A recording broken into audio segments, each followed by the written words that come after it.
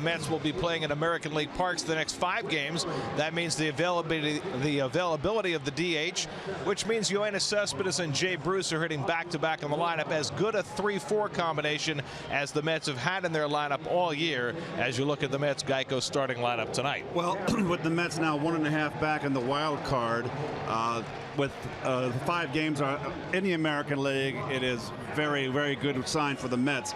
You're able to see these 2 guys in the lineup, 3 and 4 hitters in the line. This is what Sandy Alderson brought over here. We know the Mets struggled offensively all through the first half of the season and into the second half, but now with this extra bat and Jay Bruce, and it's also a nice right-left combination. A lot's going to be asked from those 2 to really drive in the big run, something the Mets have been lacking. On the mound tonight for the Mets, a New York kid getting his Yankee Stadium experience for the first time, Steven Matz. Well, I was thinking, if you're a New York kid, there's a few venues you want to play at: Carnegie Hall, Madison Square Garden. But if you pitch for your hometown team, the New York Mets, then you want to pitch here at Yankee Stadium and try to get your team a win. Steven's been very good in July. His ERA is just a tick over 3. That didn't result in wins, but he's going to have 11 more starts to finish this season, and he hopes in his rookie year to finish strong. A lot of changes for the Yankees. Ivan Nova shipped to Pittsburgh. That means Chad Green, a rookie right-hander, comes out of the bullpen to start for the Yankees. Well, I've watched Chad Green pitch a couple times, but once really effectively pitching in relief and getting a save.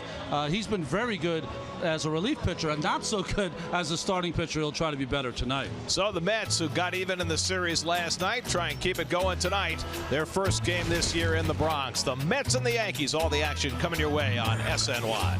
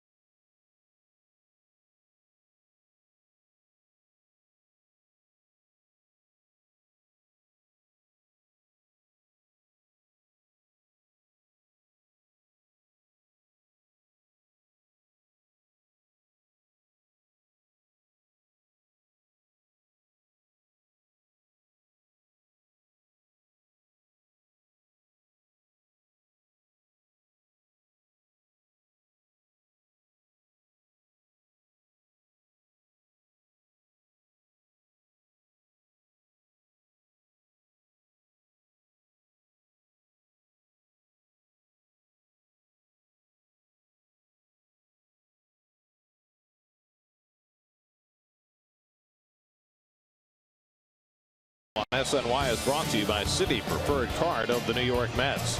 By Infinity, visit your local Infinity retailer for a test drive today. And by the State Farm agent of the game, Pat Cawley of Glendale. Contact Pat at patcawley.com. Get to Citi Field Saturday, August 13th. Watch the Mets take on the Padres at 7:10. Plus, stay after the game as Styx performs as part of the Mets postgame concert series presented by Budweiser. Admission to the concert is included in the price of the game ticket. For tickets, visit Mets.com/concerts. Steven Matz getting set for his first Yankee Stadium experience. It's the Mets and the Yankees. First pitch is coming right up.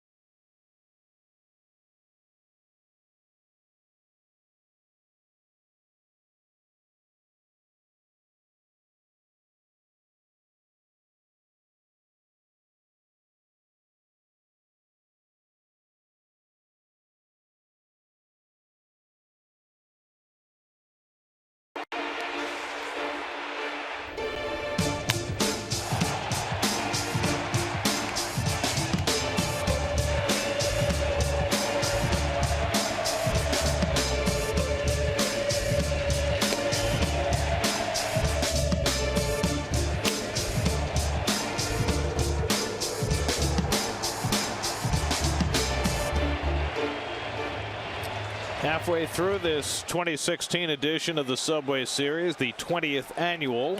There have been smiles and frowns on both sides. Yankees won a thriller on Monday night, winning in extra innings. Mets manhandled the Yankees last night. Now they face Chad Green tonight.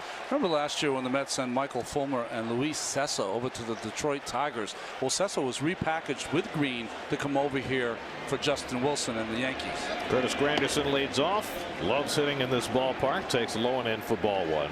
Curtis has hit 67 home runs in the new Yankee Stadium, 3 of them over the last 2 years as a member of the Mets. And he hits one in the air, deep right field, back toward the wall goes Refsnyder, and leaping, he can't get it, home run! Granderson does it again. He leads off the game with a home run, and the Mets have a 1-0 lead on the second pitch of the game.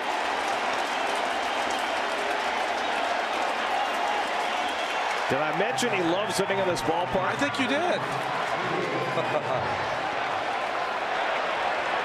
Well, Yankee Stadium is a whole different animal. Fastball wanted it away, got it inner half. That's a fly ball at Citi Field. It is a touchdown here. Well, it was a fly ball here too. How about that? So a powerful start to this night. Refsnyder just not quite tall enough to reach it. 42nd career leadoff home run for Granderson, his 7th this year.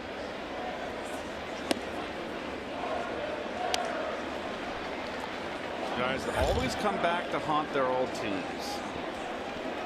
Didn't even need Jeffrey Mayer on that one. It was close though, wasn't it? Neil Walker hitting second in the order with a half swing and a miss, 1-2. Well, Granderson now has the Mets career club record for leadoff home runs, 18, one more than Jose Reyes. And you see where he stands in home runs in this ballpark. Only 3 players have hit more. Considering he hasn't played here for 3 years, that's pretty good. New Yankee Stadium opened in 2009, same year as Citi Field. Yoenis Cespedes DHing tonight, waiting on deck. And Walker takes inside, full count.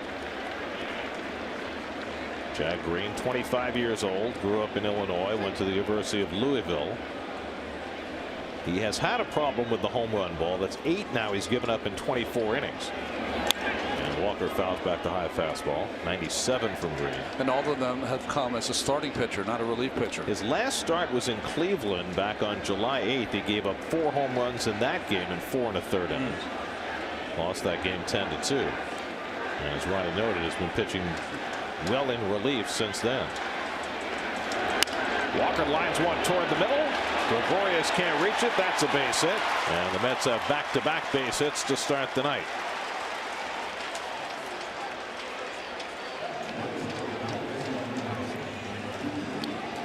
Good start for the Mets. Flat slider.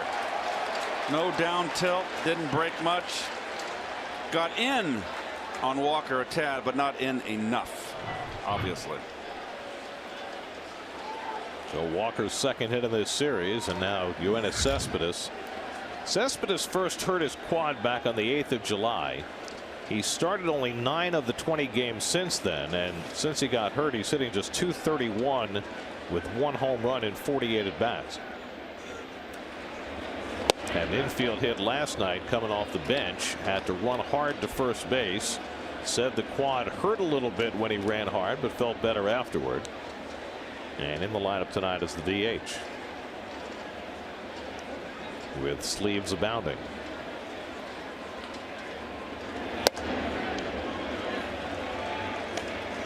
No sleeve tonight for Yoenis. I haven't figured out the rhyme or reason for when he wears the sleeve and when he leaves it off.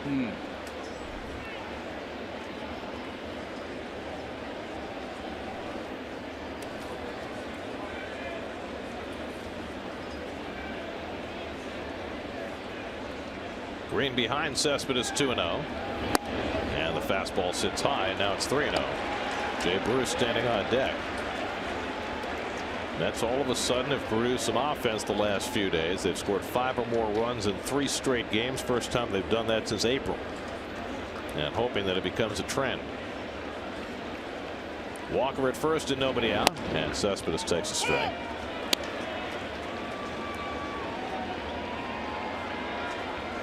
Cespedes has enjoyed hitting in this ballpark. 81 career games. He's hitting .283 with 17 home runs.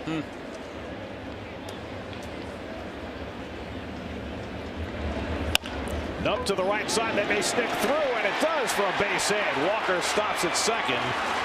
So Cespedes didn't hit it hard, but with the shift on and Castro playing practically behind second base, Cespedes finds a hole. 3-1 slider. The pitcher out there struggling to throw strikes. Gets a bad break right there. You see Cespedes just easing his way to first base. Well, Larry Rothschild, the pitching coach for the Yankees, is out there to talk to his young right-hander to try to settle him down. But you can make the argument that there have been 3 balls hit in this inning and none has been hit particularly hard. I bet you he is making that argument. Yeah, a quick look at the Coors Light defense, the Yankee defense. Ellsbury, the first game, he's had not a good year, but he's still got the speed on the infield. Boy, I'll tell you what, there's a whole bunch of guys on this screen here today. Chase Headley and Teixeira in the corners. Austin Romine gets the start behind the plate. So a chance for Jay Bruce to do some damage in his first at bat here at Yankee Stadium this year. Bruce went 0 for 4 in his Mets debut last night. Struck out his last 2 at bats. Walker at second, Cespedes at first, still nobody out. And Bruce pops it up. Into foul territory comes Headley. Right to the dugout railing, but he can't quite get to it. Not a lot of foul territory here at Yankee Stadium. And not a lot of help in that Mets dugout. As Pat Ressler almost took it on the chin. He got it on the heel of his glove. He got there. And the training staff, they got to be down there trying to help the player, don't they? Run, or at least get out of the way. They're there to heal. They're not part of the players. I don't know. That's an interesting question about etiquette in the opposing dugout. Do you help? I think no, you don't help. You get the heck out of the way. That's what I thought.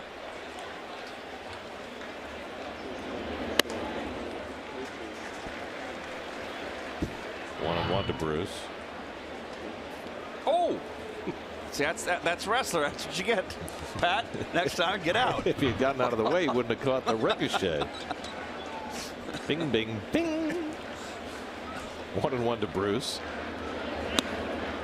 And he takes the breaking ball high, 2-1. You can see why this young man has some success as a relief pitcher. Everything is kind of hard, and when he comes in, he'll throw his fastball slider. But as a starting pitcher, no change of pace. Very, very, very flat slider, Ron. He's ripe for the picking right here. He's having a hard time. Pitcher behind the count. Jay Bruce leading the National League in RBIs, and he fouls back the fastball, 2-2.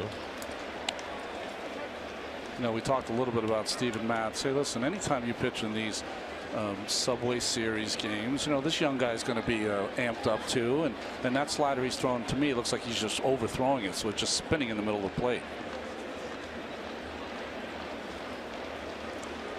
Still looking for his first out of the night. And he goes full to Bruce with James Loney on deck. Jack Green looking a little beleaguered in this first inning, about to throw his 20th pitch. He's given up 3 straight hits. Granderson ambushed him with a home run. Walker and Cespedes back-to-back hits. Now 3-2 to Bruce. And Jay takes it inside for ball 4, and the Mets have the bases loaded. A 3-2 cutter from Green. Got a pitcher out there that's struggling to throw strikes. Been behind the count with everybody. Sometimes you got to take your chances. 3-2 cutter. Now he's got the free pass and the bases are loaded. Joe's asking Larry, okay, who do we got down there that can go long for us? Not wanting to let this game get out of hand early. No delay. 4 batters in, getting on the phone to the bullpen. Well, James Loney will step in. James Loney has the highest batting average of any player who's had 100 plate appearances at Yankee Stadium. He's hitting .385 in this ballpark for his career. And a chance to put the hammer down in the opening inning. Bases loaded, nobody out. And that makes sense, right? A guy who uses the whole ballpark and occasionally flip one out to right, but will use the big part of the ballpark here in left center. Nick Goody gets up in the Yankee bullpen.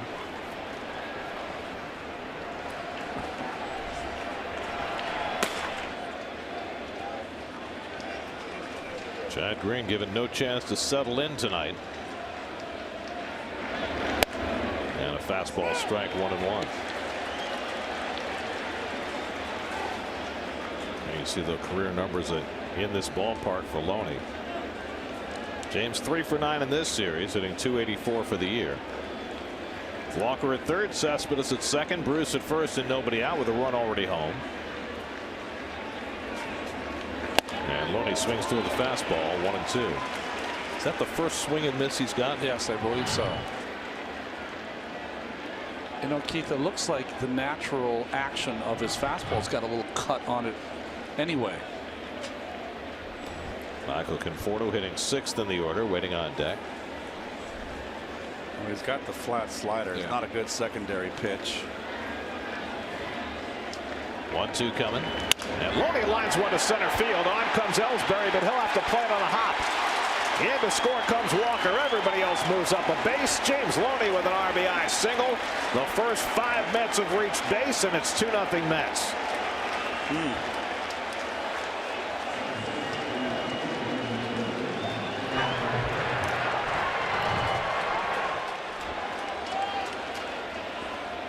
He's up with his pitches. He's not locating on the corners, and he's getting ripped.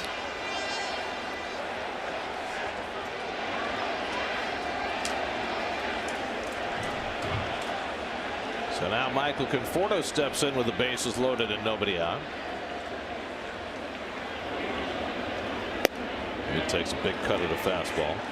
Michael was very much looking forward to this game tonight. His first ever game at Yankee Stadium. That's played here in April last year before Conforto was called up. Michael's looked good in this series. 3 for 6, 3 doubles. And he's been using left field.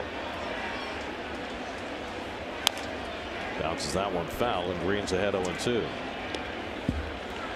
Cespedes now at third, Bruce at second, Loney at first. Still nobody out with 2 runs home. Wilmer Flores next.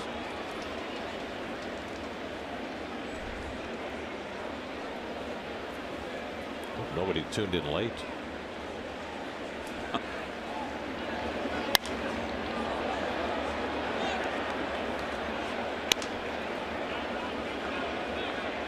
And Curtis Granderson hit what's a routine pop fly in most ballparks. But it was just deep enough to get out of this ballpark and get the Mets off to a fast start. By the way, for Curtis, his 999th career run scored. As a center fielder, no less tonight. Well, we'll see how that goes. He'd started the game at Wrigley Field in center field. Last night, Alejandro De Aza played center field, hit a home run. But it's going to be a daily juggling act for Terry Collins, figuring out who plays where in that outfield. Conforto stays alive.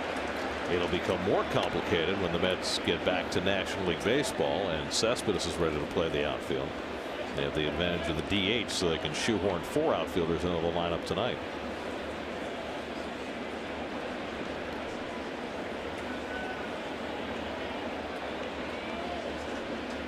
Conforto's fouled off 3 in a row since getting to 2 strikes. And it's on the outside corner, and Green has his first out of the night. Well, watch where Romine is set up. Inside corner, and he throws it on the opposite corner. He is just all over the place. That's a strike. Plenty of plate. And Green is just everywhere. Up and down and everywhere sideways. Can't locate. So now Wilmer Flores, who's 3 for 8 in this series, playing shortstop tonight. Mets went for the full offensive load tonight with Granderson in center and Flores at short. Bases loaded, 1 out. And Wilmer, it's a double play ball right at Gregorius. Castro makes the turn, and the Mets settle for just the 2 runs in the opening inning. Quite an escape act by Chad Green as the Mets were poised to put the hammer down.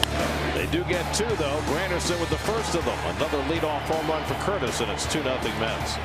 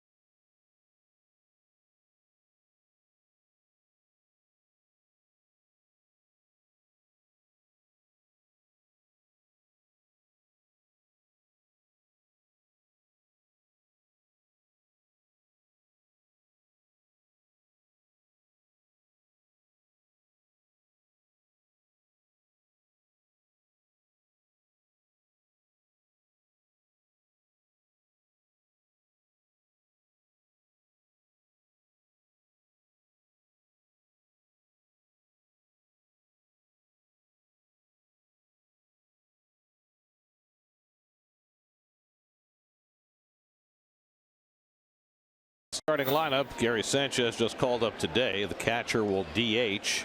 Austin Romine gets a start behind the plate. Refsnyder moves up to second in the order. Jacoby Ellsbury leads off and takes outside from Steven Matz. Ellsbury 3 for 8 in this series. Brett Gardner's sitting tonight. He had been leading off the first 2 games. And Matz fires a fastball for a strike, 1-1.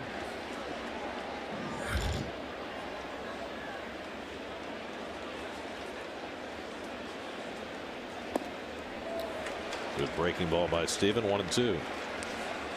Well, Steven's numbers top 10 in all rookie categories in pitching. Last 5 starts, 4 of them have been quality. He hasn't beat himself. 16 of his 19 starts, only 2 walks or less. Gets the curveball in there, strike 3 called, and Ellsbury caught looking for the first out.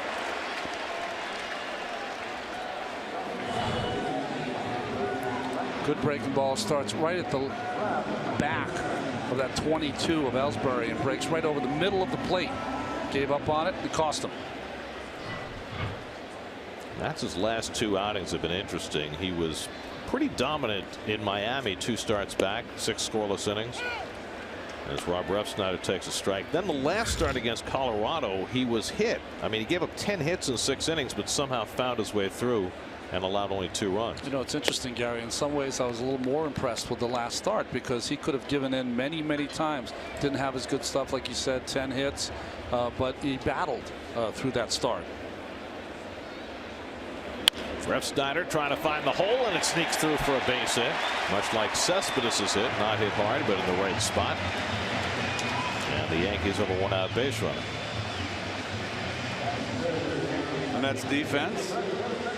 Brought to you by Lexus. Curtis's second start in center field. Kelly Johnson has his 4th start at third base, and Wilmer back-to-back. It's a second start at shortstop. Rivera behind the plate. Rivera and Matz has become about as regular as Syndergaard with Rivera. Once Teixeira is forced to vacate on first pitch from Matz. Teixeira 2 for 6 in the series. Sorry, Gary, which is a real luxury. Here's the ball inside from Matz, chasing Teixeira off. Real luxury for Rivera. That means 2 out of 5 days he's behind the dish. And he's hit better lately, which makes it easier for Terry Collins to do that. Both Syndergaard and Matz have issues with the running game. Rivera cuts that down a little better than Darno.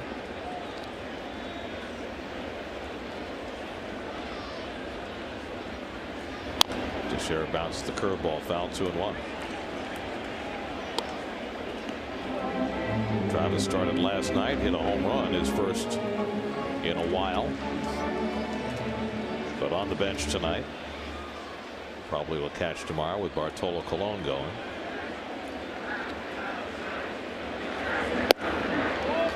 That's using his curveball a lot in the early going. Interesting choice. Teixeira, one of the finest hitters of his generation, but he is hitting 195, 207 from the right side. And no home runs right-handed. All 9 of his home runs have come as a left-hand batter. And it's low ball 4, and the Yankees have 2 men on.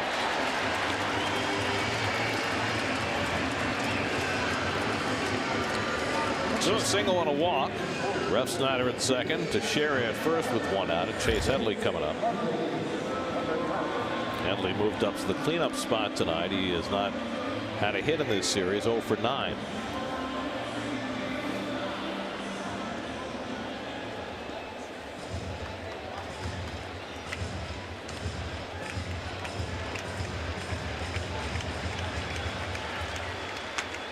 So after Green had a rough top of the first, Matt's trying to settle in the bottom of the first. First and second and 1 out. And he misses up and away to Headley. Well, we've talked all season about the Mets' struggle with runners in scoring position. The Yankees have had just about the same kind of year. They're 2 for 17 in this series with runners in scoring position, hitting .219 for the year. And Headley's been one of the prime culprits. He's hitting just .190 this year with runners in scoring position. It's been a rough offensive year for Joe Girardi's team. They're 12th in the American League in runs scored, and dead last in the American League in slugging percentage.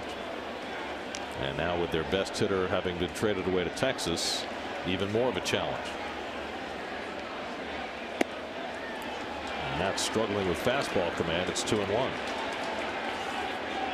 Up in the strike zone with the fastball.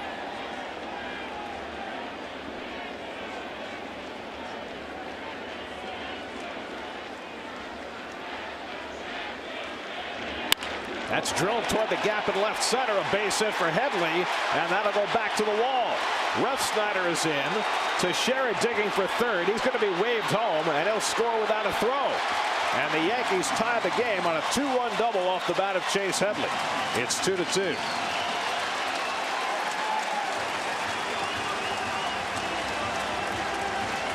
Well, both pitchers pitching behind the count, struggling with command. Ron, another fastball up, belt high over the middle. Headley all over it here, gaps it, and that's a big gap out there. 399, and Teixeira in the back end running here, scoring. That's the front end runner right there. Refsnyder can just keep that thing in second gear. But Teixeira, boy, he's really lost a lot of speed. Well, you wouldn't have scored, Keith. Conforto bobbled the ball. It's just he never was a speed merchant, but he's lost some speed. Alan Castro takes a strike. By the way, we've seen Teixeira score from first in this ballpark before. Yes, we have. And that's why Keith was mentioning that he was much faster that time. He was. That's when they circled the wagons on the pop-up. Louis, where you been? 0-2 to Castro. So Matz handed 2 runs before he took the mound and gives them right back. Oxygen.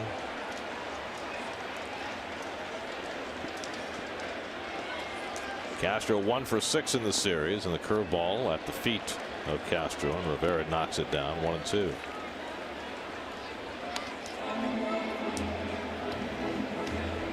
Before tonight, the Yankees had scored a major league low 35 runs in the first inning, and they had only scored 3 first inning runs in their last 36 games.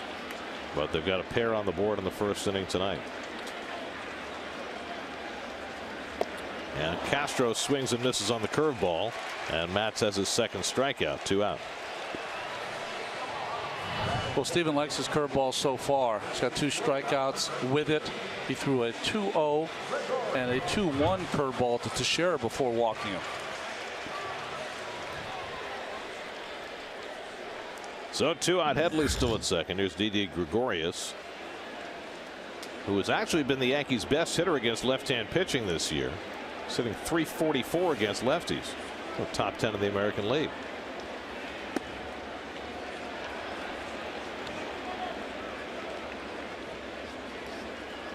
Gregorius 2 for 9 in this series.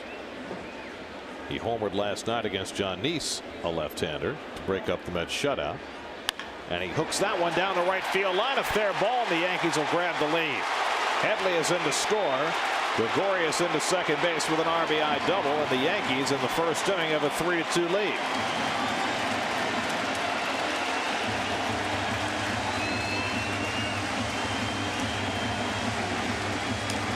A rough beginning to this night for Steven Matz. Hanging breaking ball again. Right down the line. He stayed in. When that ball hangs on that breaking ball, if you stay in that, keep that front shoulder tucked, it breaks right into your wheelhouse. How many games do you see appearances on the mound by the pitching coach for both teams? You know, interesting choice of pitches there. Because if you were watching the whole game last night, Jonathan Neese pitched the 8th and 9th inning. In the 9th inning, he gave up a home run to Gregorius. What was that pitch? It was a hanging curveball. The same pitch that Matz threw there to Gregorius.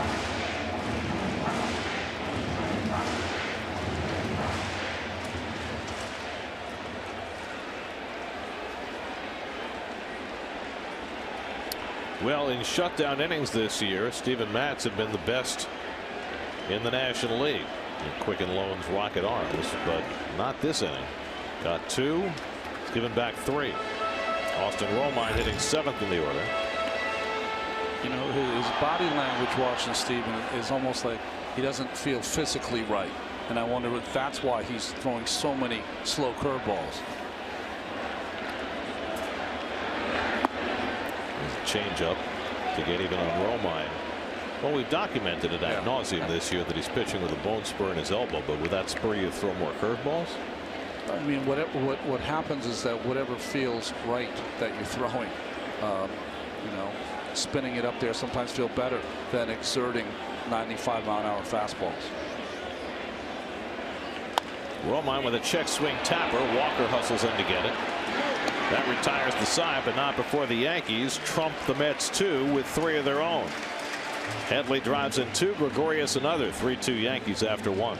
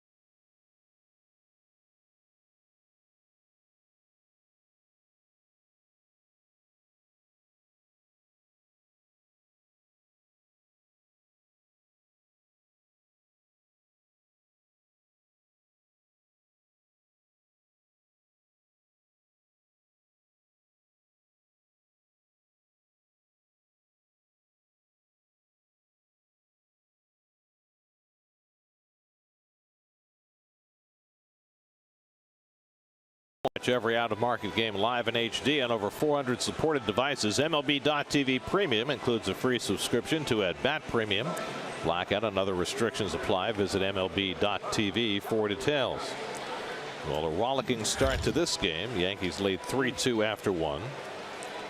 Mets sent 7 men to the plate in the first inning, scored twice, had the bases loaded and nobody out before Chad Green struck out Conforto and got Flores on a double play.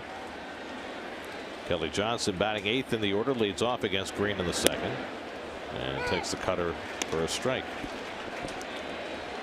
Kelly's last start was Saturday against the Rockies, went 2 for 3 and drove in a run.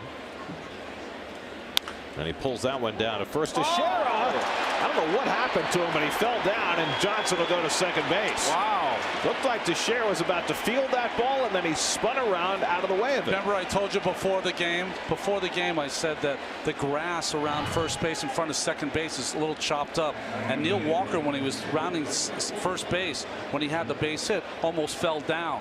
So it's a little choppy over there. So he was moving to his left, and then the ball cut back to his right. That was weird. I think he just misplayed that. I didn't see any trick hop. Wow. I don't think I've ever seen anything like that. I've never seen that.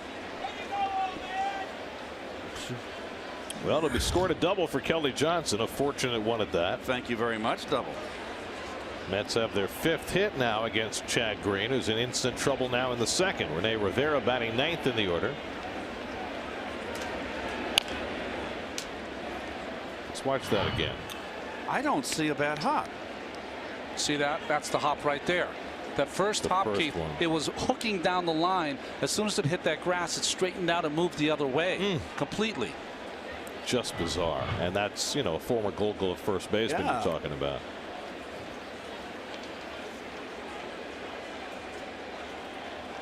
He's got 5 of those gold things. That's lined into center field. A base hit for Rivera.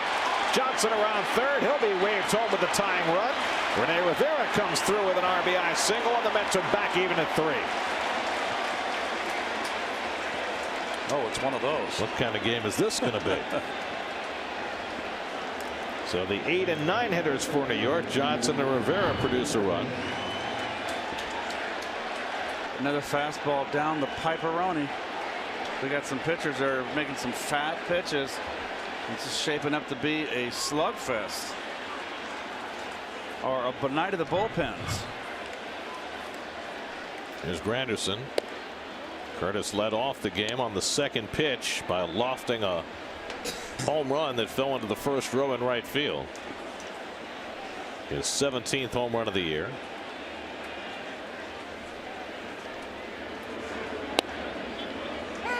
Ball and a strike to Curtis.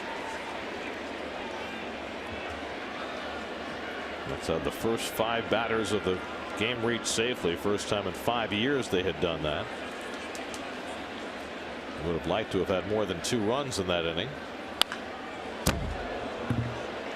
That almost hit our parabolic microphone. Yes, this is why it made a clunk. Or it did. One or the other. There it is. Did it put a crack in it? I don't know. It's an expensive piece of equipment. Would they send Curtis the bill if he did? Rich Rayner has a frown. Maybe it did. Get some duct tape. Easily resolvable. And Curtis just got a piece to keep the at bat alive.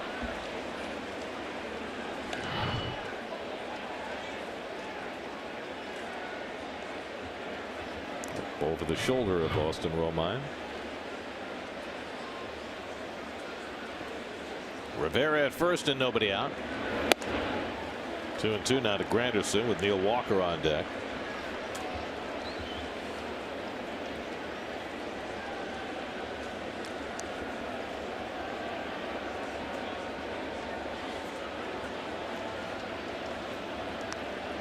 Two coming in the dirt. Boy, full count. It's an accident waiting to happen. One big El Kabong, and this guy's going to have a shower, and for an early shower. Well, the Yankees had Nick Goody up in the bullpen in the first inning after the first 4 batters reached. Nobody up at the moment. 3-2. Rivera at first, nobody out, not running. And Granderson takes it high, ball 4. There's the second walk given up by Green. So after the first 5 Mets reached in the first inning, the first 3 have gotten aboard here in the second. And Larry Rothschild makes his second trip of the night to the mound. Well, this is one where you're really kind of delaying the process, maybe to get a pitcher up and get him loose again. Goody was up in the first inning, but I don't know how you sell this one to your pitcher. He's struggling, not throwing strikes. When he does throw a strike, the ball is hit hard. By the way, is El Kabong like a Cheech and Chong album? No, that's from Quick Draw McGraw. Quick Straw. So you guys know the cartoons. Baba Louie. Baba Louie. See, El Kabong was Quick Draw McGraw's alter ego. Yes. It was like almost like Zorro. You gotta know these things. What's wrong with me? Take advantage of a special Jay Bruce $19 off ticket offer in select seating areas during the Mets' next homestand, August 9th through the 14th. That includes the 6th postgame concert on Saturday, August 13th. Redeem this special offer by going to Mets.com/Bruce. Bruce 2 batters away. Walker at the plate, and he takes a knee-high strike.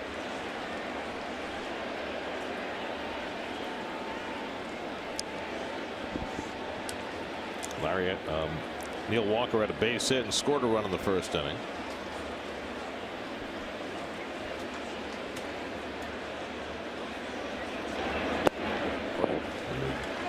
Yanked that slider low and inside. 1-1. So in the first inning they had the right-hander Nick Goody up in the bullpen as the long man. Now they've got the lefty Richard Blyer, who was the only lefty in that Yankee bullpen, up. Bruce Loney Conforto. That's why he's up.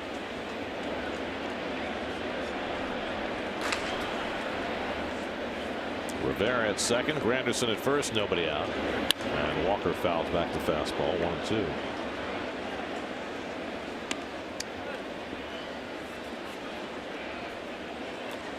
There have now been 70 pitches thrown in this game and 6 outs recorded. You want me to do the math for you? No, got it.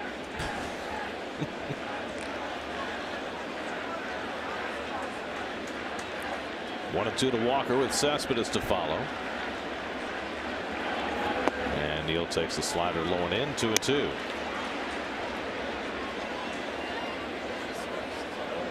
Chad Green making his 4th big league start. In his prior 3, he had a 7.53 ERA. Pitched better out of the pen, but struggling again as a starter tonight.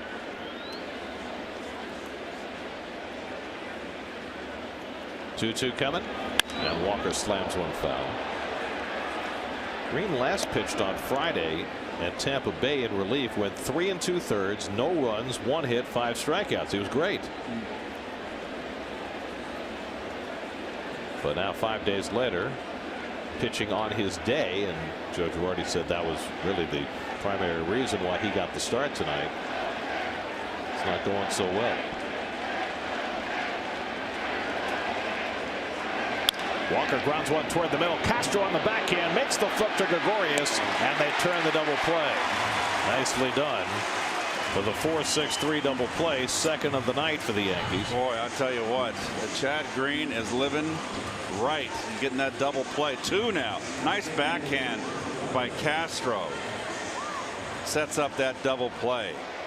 In between hop. Nice play. Nice feed.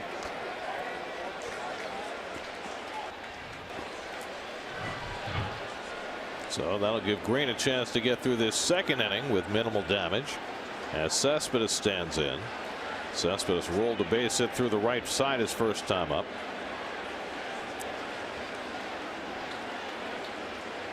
Rivera at 3rd and 2 out. And it's on the outside corner, 0-1.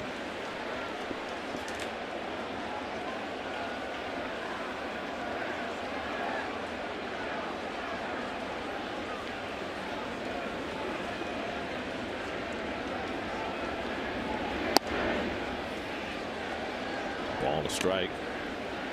Jay Bruce would be next. And if Cespedes gets on, you have to wonder whether this would be Green's last batter. Green's got to get Cespedes out to get to the 3rd inning. Only chance he's got. Curveball hit down to 3rd. Handled by Headley on a sharp hop, and he throws out Cespedes to end the inning. Green somehow managed to give up only 1 run in that 2nd inning. Sparkler by the former Gold Glover at 3rd, Chase Headley. Hard hit ball by Cespedes. Mets get 1 and tied up 3-3.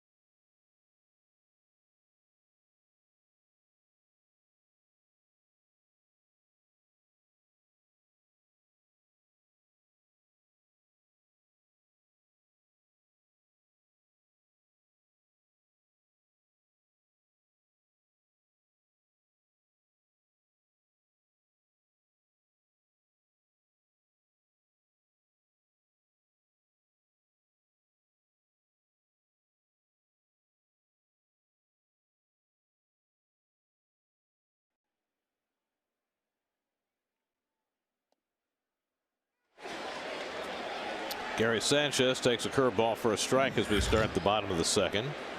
Sanchez, the 23-year-old catcher, just called up today, DHing tonight. He got one game for the Yankees earlier this season. They called him up. He faced Chris Sale. He went 0 for 4. He went back to the minors. That's when Sale was pitching his best, right? That is some tough duty. Matt's ahead of him 0-2. And Sanchez takes it high. Really upstairs with his fastball. Matz needs to get it down. Aaron Hicks, the number 9 hitter, on deck. Popped up foul. That'll go out of play. The Yankees have been waiting for some time for Sanchez to come. A guy they think can be an elite catcher defensively, but also even better as a hitter. Never been a question really about his offense, but attitude sometimes has been an issue for him on his way up. He would have been catching tonight, but he's got a sore thumb, so they want to keep him from behind the plate for a couple of days. He grounds one slowly foul. That'll happen from time to time with a catcher. That left thumb will get banged up just from receiving pitches. Bone bruise. Interesting. He's a big player and kind of hunches over at the plate.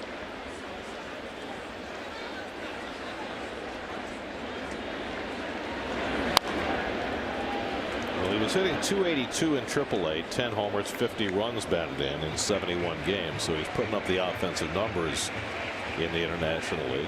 It looks like he's imitated a little bit the Albert Pujols swing when I watch him swing. Seems like the same. It's not a bad one to imitate. 1-2 from Matz. Struck him out with a fastball. Third strikeout of the night for Steven Matz, and we check in with Steve Gelb. Steve? Gary, the 7-line army is out here again tonight, the 4th annual Bronx Invasion for the Mets fan group, and we have a pretty cool feature that we're trying out tonight. We've partnered with Burst. Get some fan video from the 7-line, give you an inside look at just how they're experiencing. Good old Yankee Stadium.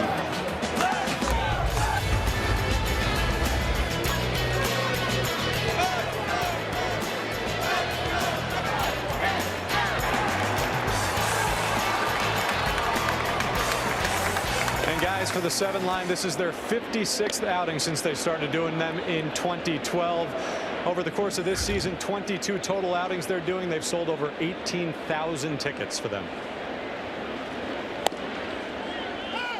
Aaron Hicks takes a strike from Matz, 1-1. It's always great to see Met fan presence in road games, even if the road is only 10 miles away. There's some teams in baseball that travel so well, Cardinals, Cubs, and it does make a difference when they go on the road.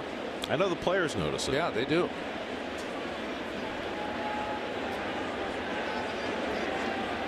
Hicks drives one to left center, coming across Conforto, and he gets there. 2 out.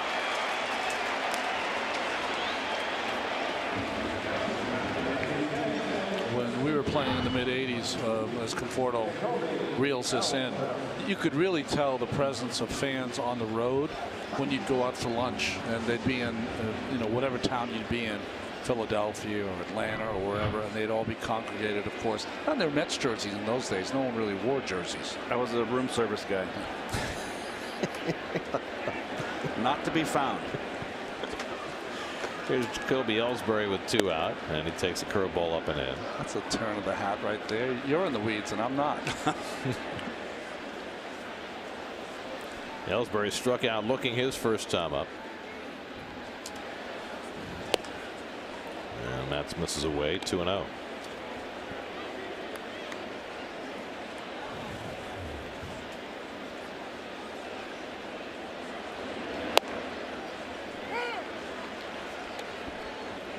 Steven Matz had one practice at the old Yankee Stadium. Has never played, though, in either venue, old or new. Toward the hole, just past a diving Flores. And Ellsbury has a 2-out hit. Well, both pitchers are struggling in today's game early.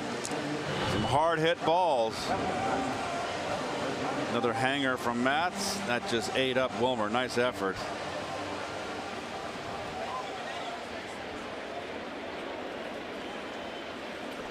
So now Matz has to be wary with the Yankees' best base stealer aboard. Ellsbury with 17 this year. Matz has given up 17 steals this year. Rob Refsnyder at the plate.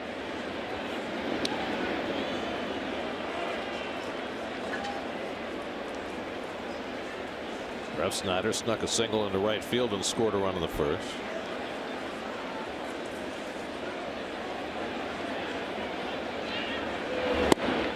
And takes a fastball for a strike.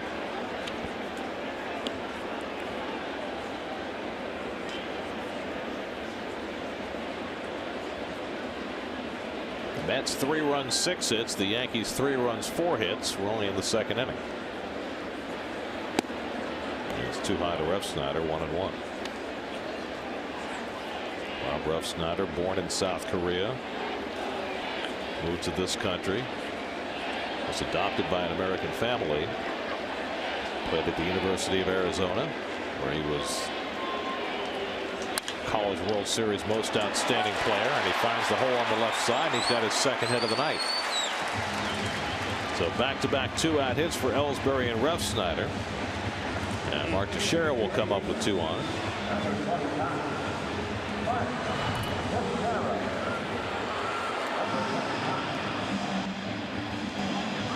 Well, Wilmer's getting some work.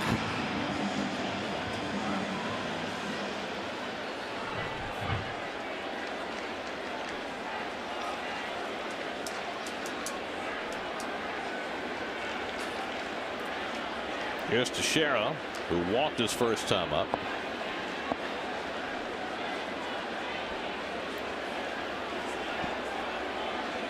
Ellsbury at second, Refsnyder at first. 11 hits in this game inside of 2 innings. And Teixeira late on the fastball, 0-1.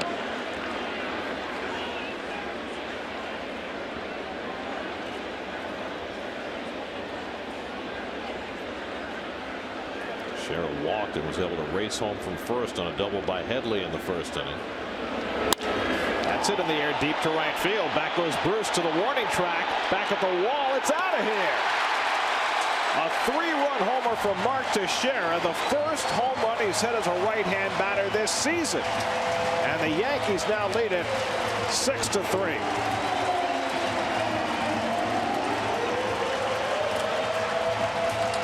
All this with 2 outs against Matz. 3 straight hits.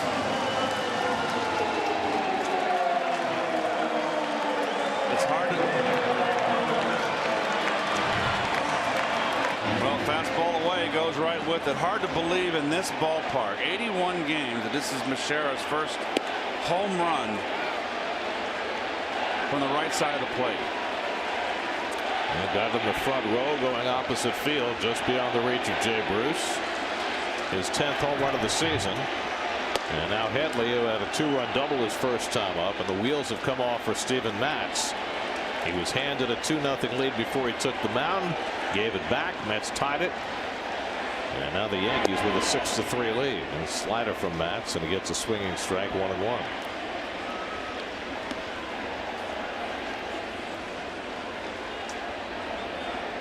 So Steven, who had been so adept at pitching around trouble in that last start against Colorado, finds trouble and it eats him up tonight. Walker fields the ground ball, throws out Headley, inning over, but Teixeira's 3-run homer puts the Yankees back in front. 2 innings complete, 6-3 Yankees.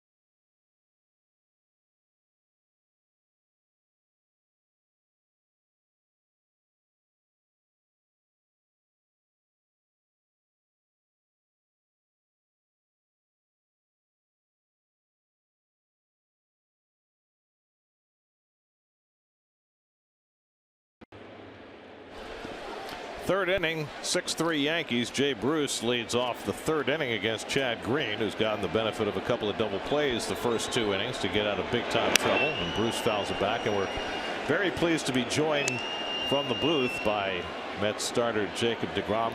Jacob, it looks like sometimes there are good nights to pitch and bad nights to pitch. It looks like you chose the right one last night. Yeah, I think so. Ball's kind of jumping here tonight. Bruce grounds one into the shift, and Castro throws him out. You know, Jacob, I was commenting last night. I don't know how you feel about it, but I felt like your changeup, it was Santana-like, the arm action you had last night. Yeah, I think that was one of the main things I've been working on. Like I said early on, my mechanics, I was kind of flying open, so everything was flat in the zone and didn't really have that down movement. And I feel like last year I was more on top of the baseball, so that's what I was trying to get back to earlier this year. And you know, it took me a little longer than I wanted to, but I really notice it the most on that changeup whenever I throw it, and it has that, you know, same arm speed as my fastball with the good down movement. James Loney, the batter, and he lines one into center field, a base hit. So Loney is 2 for 2, and it gets by Ellsbury and goes behind him, and Loney will go to second base on the air.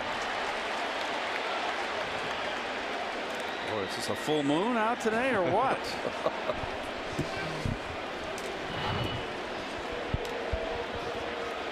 Whoa, boy, let that ball play him. Yep. Very misplayed that badly. So, Jacob, when you think about the trajectory of your season so far and think about where you were at the beginning and now just, you know, watching it from up here, it looks as though you've hit your stride. Does it feel that way to you, that the season has progressed in that kind of way, and why do you feel that is? Yeah, I think so. You know, like I said early on, I kind of struggled with my mechanics. In pitching that late, you know, that's the first time I've done anything like that, so it kind of altered my off-season workout with my throwing. So it took a little extra time off, and I don't think I was as prepared as I probably should have been going into spring training, but I feel like I needed that break at the same time. And you know, I had a good start against Philly. I still feel like I was flying open a little bit. I was just able to, my 2-seam was good that day, and I stuck with that. And my last 2, I feel like that's the most on track I've been all year. Jacob, you had a lat issue in spring. Is that all behind you now? Is it in the back of your head? Have you had any discomfort? You know, I think it was after my first starts when I really felt it. You know, it kind of did hang around for a little bit, but I think that was kind of the reason I wasn't getting as good of extension as I wanted to, and I think that kind of started the flying open and not really staying on top of the baseball. So I think that's behind me now, and you know, these past 2, that's the best I've felt all year. You know, Jacob, we always talk about pitchers when they have to go to 3rd or 4th time through the lineup. Well, you're in your 3rd year in the major leagues, and sometimes you have to make changes when you're facing these lineups over and over again. Have you made some? Yeah, I think, you know, there's a lot more video on you the longer you're here, and you know, I think it works both ways. So I've been trying to do my homework and stay on top of that and watching video and kind of just seeing how I got guys out and, you know, what they hit, and coming up with a good game plan before the game. When you watch that video, what's the most revealing thing to you? Is it about the hitter's responses, or is it about how you operate and your sequences? What's the most important thing you watch? I think both, you know, kind of what guys are squaring up on me, or, you know, kind of location, what they're hitting well. You know, there's been times where I've watched other guys. I've watched Julio Teheran of the Braves a couple times. If he's faced a team before me, just kind of what he did to get those guys out this year.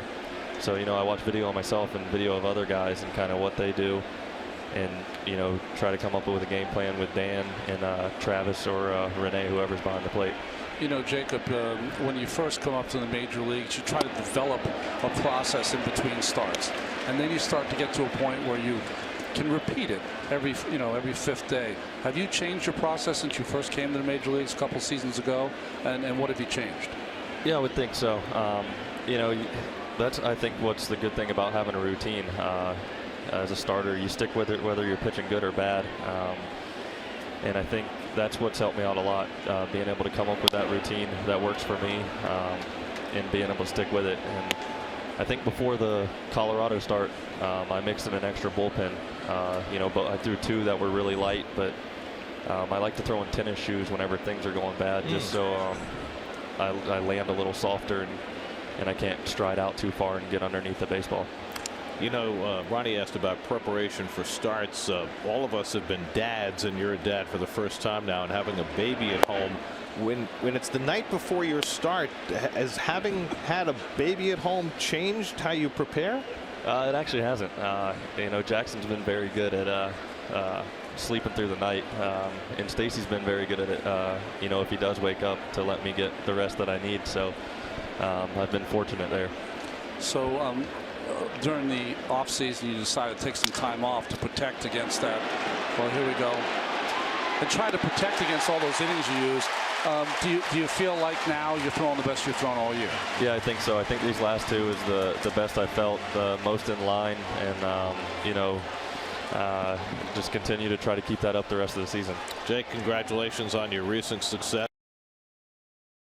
All right, thank you guys. Right, thanks for joining us, Jake. Thank you. 3 double plays for Chad Green in the first 3 innings, and the Yankees have a 6-3 lead.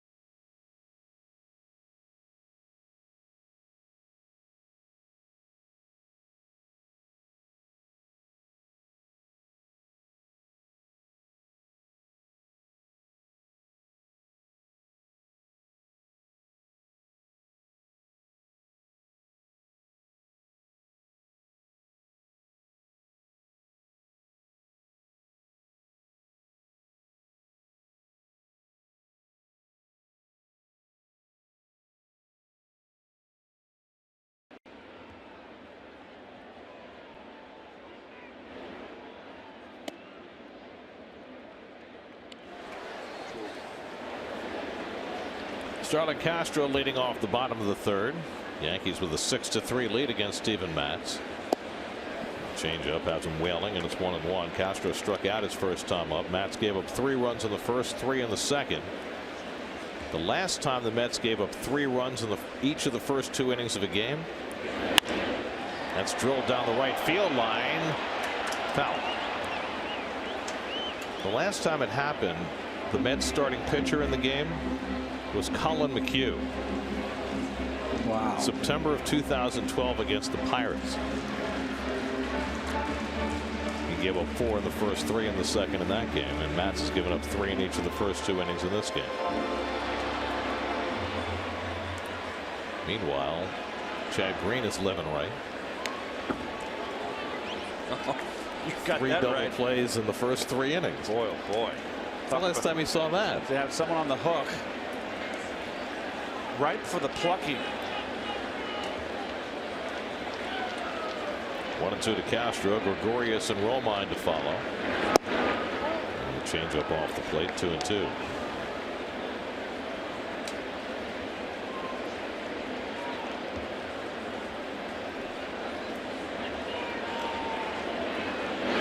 And the curveball strikes him out for the second time. Same way he fanned him in the first inning. That's 4 strikeouts for Matz. 1 down in the 3rd.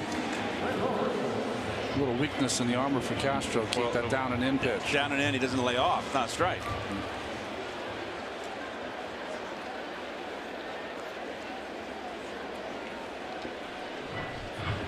So 1 out and nobody on. Now Didi Gregorius, who doubled down the right field line to drive in a run in the first inning. Gregorius now with 4 RBIs in this series.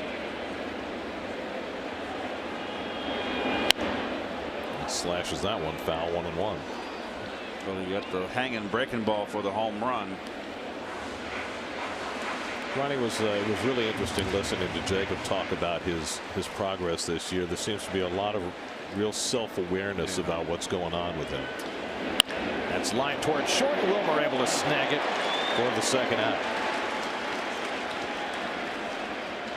You know, it's interesting. Becoming a father kind of makes you age a little bit, and it makes you a little more. Makes you understand that this is a serious business. You have someone else to take care of also, and it was really interesting. Throwing in his sneakers to make sure he doesn't overstride. All that stuff I've never heard of before. Austin Romine swings and misses. Let's go to Steve Gelbs. His report tonight is brought to you by Fidelis Care. Steve. Guys, speaking of Jacob deGrom, after yesterday, he has now given up 3 earned runs or fewer in 65 of his 75 career outings between the playoffs and the regular season. Incredible consistency.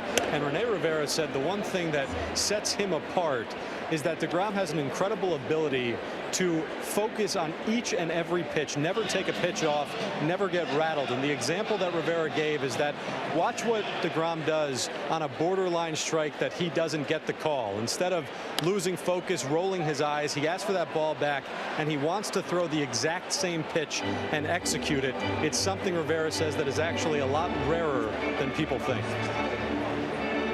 Well, that's true. I mean, body language and being able to accept things that don't go your way are so important for a starting pitcher. I mean, you're going to throw 100 to 115 pitches during the game. They're not all going to go right.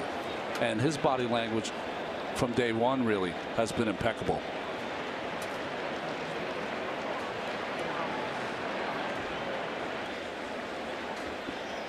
Two and two to Austin Romine, who grounded out his first time up. And he lines one right back to Matz to retire the side. Breaks his back and hits it back to the originator. So Matz, after a couple of troubled innings, sets the Yankees down 1-2-3.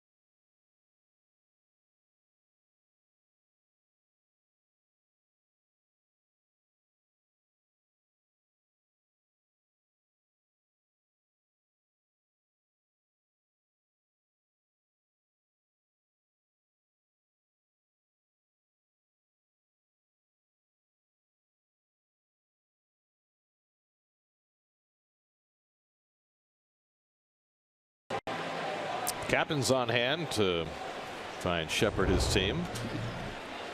Fourth inning brought to you by the 2017 Audi A4 and your tri-state Audi dealers.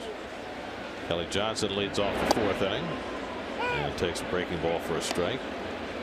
Johnson hit that weird ground ball that confused Mark Teixeira and went down the right field line for a double, and he scored a run in the second. At the time that tied the game before Mark Teixeira's 3-run homer put the Yankees back in front. Chad Green has had plenty of traffic to negotiate. He's given up 7 hits and 3 walks in the first 3 innings, and somehow has only given up 3 runs thanks to 3 double plays. Second coming of Houdini.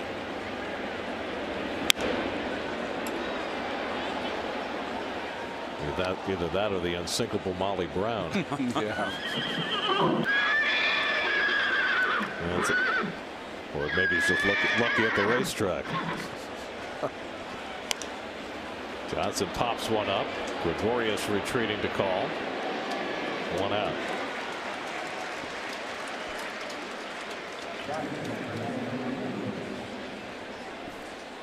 So 1 out and nobody on. Now Rene Rivera, who drove on a run with a base hit to center field his first time up.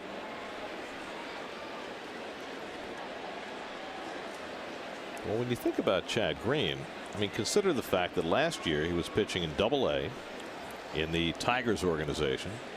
He went 5-14 with a 3.93 ERA. Not numbers that would suggest that he'd be pitching in the big leagues the next season. But he was an International League All-Star this year in Scranton, so he had moved up and done a little better. But I think you're right. With all the trades that you make from your bullpen, it elevates. Chad Green, who was a bullpen guy, not a bullpen guy, but a guy that was pitching better in the bullpen, now has to move into the starting rotation. I think you're going to see a lot of that for the Yankees over the course of the next 2 months. Well, he's taking Ivan Nova's spot. Nova, of course, got traded to the Pirates at the deadline, much to his shock. Slider sits high, 2-1 to Rivera. I mean, Gary Sanchez is the DH tonight. He's taking the at-bats away from Alex Rodriguez when you think about it. Well, the fact that A-Rod is not starting tonight, with the Mets throwing a lefty at Yankee Stadium, I mean, it tells you that he basically has been marginalized to the point where it's hard to see him having any role going forward. I mean, there were all sorts of stories written today about how the Yankees are considering imminently releasing Alex Rodriguez and eating the final year of his contract next year. As to whether that will happen, who knows, but certainly his role has diminished to virtually nothing. When I was reading you some numbers before, Gary, Bartolo Colon pitches tomorrow, and neither player is the same player they were, but against each other, A-Rod and Colon. A-Rod's 23 for 52 with 7 doubles and 8 home runs. Wow. So if he doesn't get to start tomorrow, that's personal. Yeah.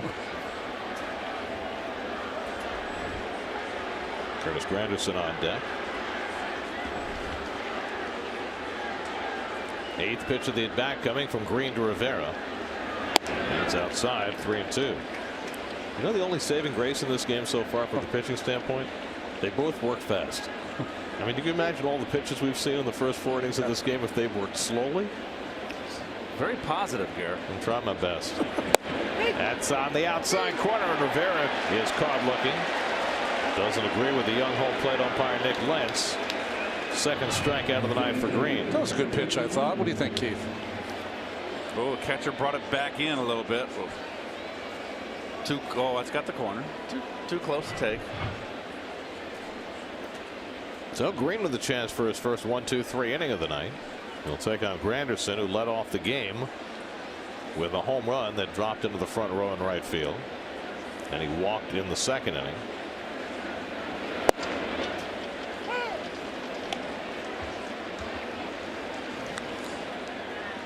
Final game of this 4-game home and home series tomorrow night. Bartolo Colon for the Mets, Nate Eovaldi for the Yankees. Eovaldi's an interesting case, isn't he? Yes, he is. Championship arm has not been able to produce the kind of results you'd like to see. looked early this season like he would. Yeah. This is Luis Severino, who could have easily taken this start tonight, except it was Green's day. Severino, who was in the rotation earlier this year, now working out of the bullpen. But he's up now behind Green. 3-1 to Granderson with Walker on deck.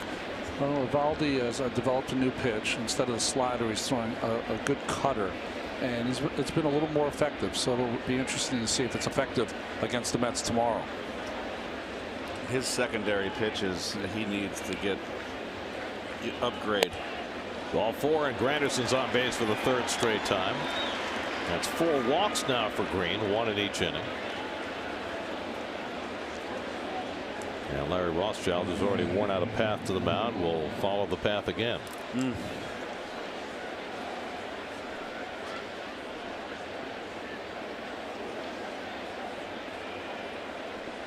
There are your city probables for tomorrow.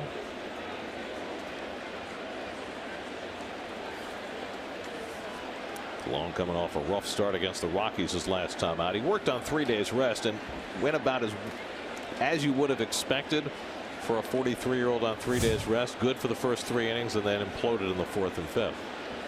Well, you're only hoping maybe to get 5 or 6 innings out of him. He couldn't last. Seth Lugo had to come in and replace him, but you know, he wanted to make the start. It was the first time, what, in 11 years, you said, Gary? Yep. But he'll be on regular rest tomorrow night, pitching in a venue where he used to call home. That's a lot of places. And a few of those, yeah. Here's Walker, who singled and grounded into a double play, 1 for 2. Granderson at first and 2 out. And Neal takes a slider that misses outside for ball 1. Shift for Walker on the right side of the infield. Neal has 14 hits in his last 30 at bats. His best stretch since early in the year. And he's ahead in the count 2-0.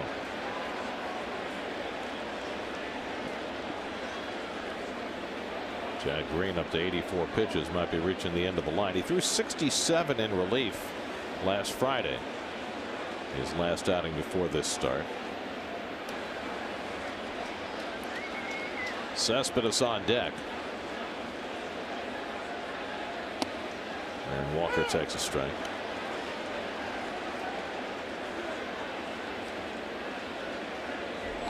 Well, the plan is Walker's going to get better pitches, Cespedes is going to get better pitches, and Bruce is going to drive them all in. That's the game plan. That's lined to center field. That'll fall for a base hit. Granderson pulls in at second. So Walker has his 2nd hit of the night, and the Mets have their 8th. And I think that's going to be all for Chad Green. Joe Girardi pausing on the dugout steps, but I think he's coming out. Cespedes has got a base hit and a bullet his last at bat to third baseman. That's it. He's done. So hard throwing Luis Severino will come on in relief of Chad Green, who lasts just 3 2/3 and will leave with the lead. Yes, that is the call to the bullpen. Oh, neat. Brought to you by Verizon. We'll be right back.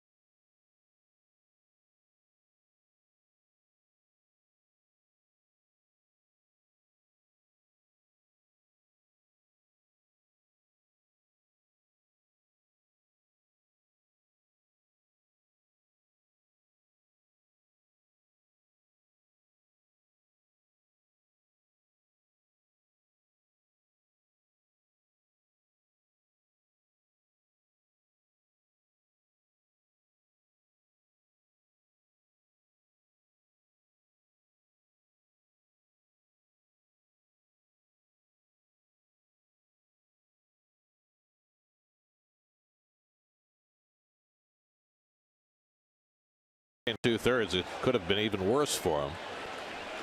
But he leaves with the lead in the hands of Luis Severino. Well, 22-year-old started in the rotation for the Yankees to begin the year. You see what the results were. They were not good. This guy has a great arm, though. Came up last year and really burst on the scene. Pitched very well through 11 starts as a rookie. Cespedes takes a slider for a strike. Yanez singled through the right side in the first inning, and then hit a bullet that Headley was able to glove with a diving stop and throw him out to end the second. Granderson at second, Walker at first. Mets have already left 4 on base and headed to 3 double plays. No double play this inning. And the fastball in tight. Ball and a strike to Cespedes. Let's play these 2 at Yankee Stadium, then 3 in Detroit. 5 straight games with the DH. The last 5 games the Mets will play in American League parks this year. Give Cespedes a chance to get his bat in the lineup without having to run around to the outfield and hopefully get that quad a little better healed. Quick bat fouls it back, 1-2.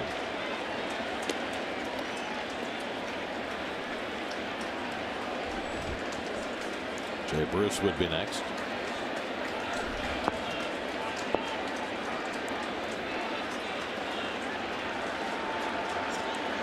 He might be talking to himself for a while. That's right. He's been biting his nails too. He's a wreck.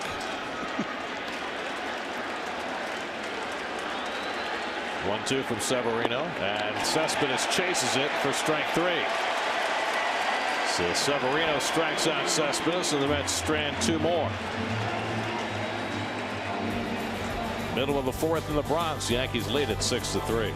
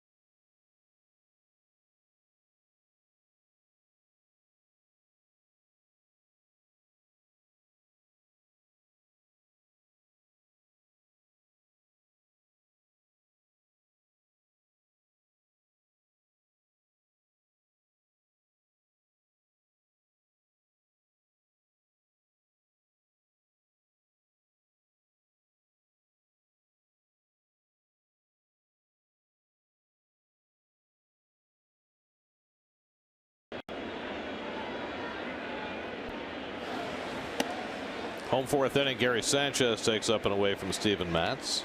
Sanchez up for the 2nd time. Struck out his 1st time up. He had 2 at bats last year. He's had 5 at bats this year. Still looking for his 1st big league hit. And Matz finds the corner. 1-1.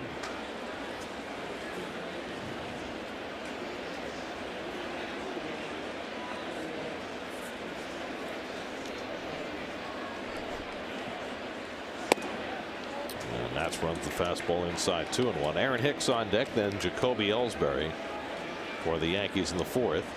They got 3 in the 1st, 3 in the 2nd. Matz worked a 1-2-3 third. Just trying to stick around and hope his offense can rally. Sanchez pops one up. Loney should have room. 1 out. James Loney reeling in that pop-up. I'm sure you probably have heard the news that Lucas Duda has had a setback as he tries to recover from a fracture in his back, and it's now looking as though Lucas will not be able to return this season. So that has a number of implications for Loney, of course, because he's held down that job so nicely with Duda out of the lineup, but also as far as the Mets' long-term plans at first base. Well, I said in spring training that, you know, about Conforto in left field. Now that the Mets have a glut of outfielders, I mentioned it last night. He's an athlete. Put a first baseman's glove on him and let's see if he can field some ground balls. The only difficult thing for him, he's an outfielder moving into the infield. It's not like an infielder who's used to taking ground balls, moving in a different position. You're going in from outfield where you're not used to fielding ground balls. So it's going to be it's going to have to be a lot of hard work, a lot of ground balls for him if the Mets decide to give him a look over there. Now, I think that's perfectly possible, especially since, you know, you have Bruce and Granderson, and it's grounded down to third. Nice backhand pick by Johnson, and he throws out Hicks 2 away. You've got a lot of outfielders coming back next season already under contract. I guess my question would be, with the news now that Duda's not coming back this year, would that accelerate the timetable? Would the Mets, do you think, consider giving Conforto a shot at first base, have him start taking ground balls this year as opposed to waiting to the offseason? Well, I think Ronnie will agree. You know, you don't want to put too much on his plate with the season that he's had, Garrett. This is his first full season in the big leagues. He's been sent down. He's struggled. Gosh, do you want to put more clutter in his mind, or you want him to get his bat back? And that's the most important thing right now. That's a tough one right there to call. They've already moved him out to center field where he had never really played before. Ellsbury gets jammed and fouls it back. Yeah, I think you got to get. You don't even think of moving him out of the outfield until he shows that he can have another maybe August and September like he had in April this year. Ellsbury's 1 for 2 at a base hit to left field and scored a run in the second. 0-2 from Matz. And the curveball outside. Well, that's why they used to always have instructional ball. You know, after the season was done, guys would go there and learn a new position or perfect their existing position. Strike 3 called. Ellsbury looking at the fastball, and all of a sudden Matz has retired 7 in a row. That's his 5th strikeout of the night. After 4, Mets down 6-3.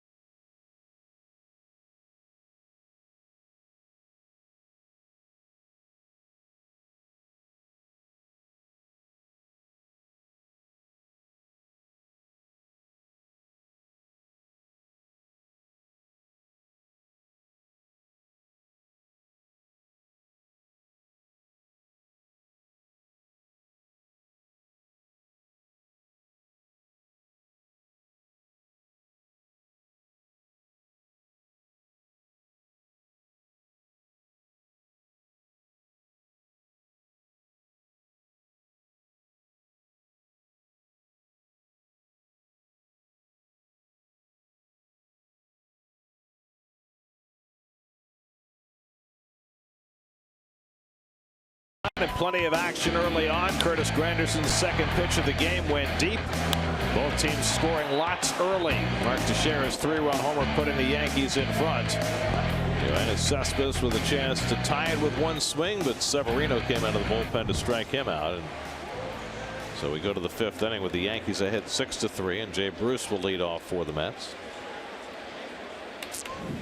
Jay still looking for his first hit as a Met. He's walked and grounded out tonight after going 0 for 4 last night. Luis Severino, who got the final out of the 4th, start in the 5th, which is brought to you by your Tri-State Ford dealers, who invite you to test drive a new Ford. You'll discover why Ford is the total package. Bruce pops one up. Gregorius retreating. And Bruce retired one away. Jay had a great week last week. He hit 6 home runs in a 5-game span. Then he went 0 for his last 9 before he left Cincinnati. And now he's 0 for his first 6 as a Met. Hot and cold.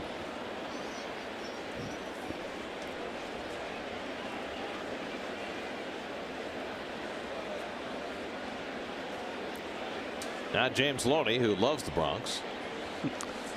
2 for 2 tonight. Came in hitting at .385 for his career in this ballpark, better than anybody else who's had 100 at bats here.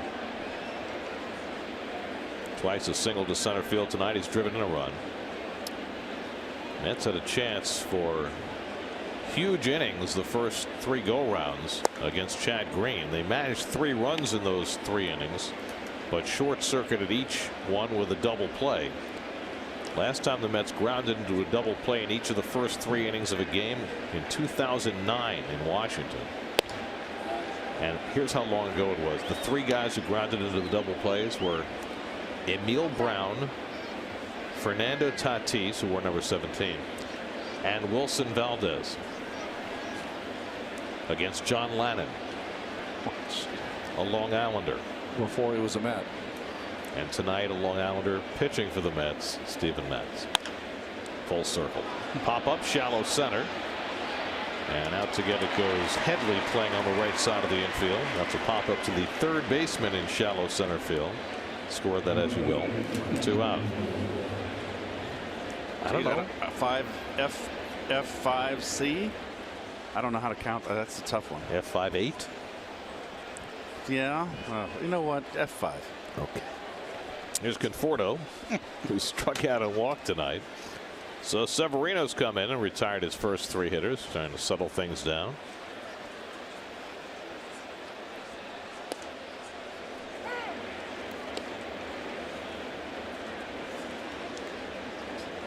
What do we call that? It's the is it soaked in some rum? Oh, I think there's definitely some alcoholic content in that pineapple. That's the pina colada, right?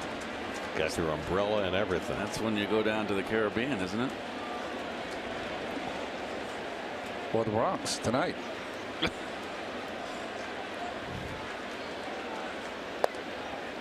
Caribbean, Bronx. I'm always confused the 2. Well, City Island, maybe then.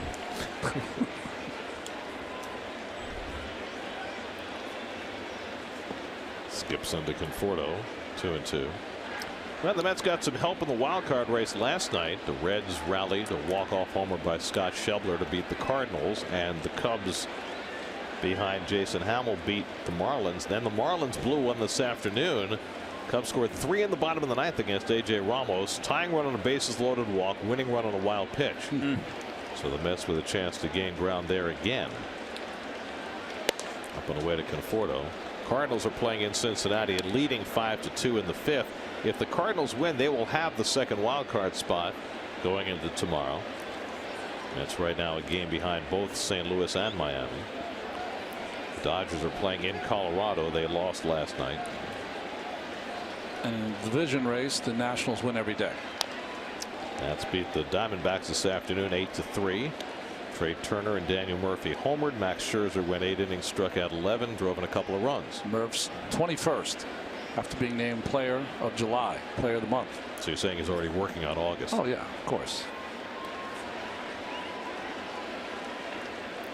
3-2 to Conforto, and he grounds one to the right side. Given ground is Castro, and he throws him out. Side retired. Nicely done by Starlin Castro, playing well into the outfield. Severino gets the Mets 1-2-3, still 6-3.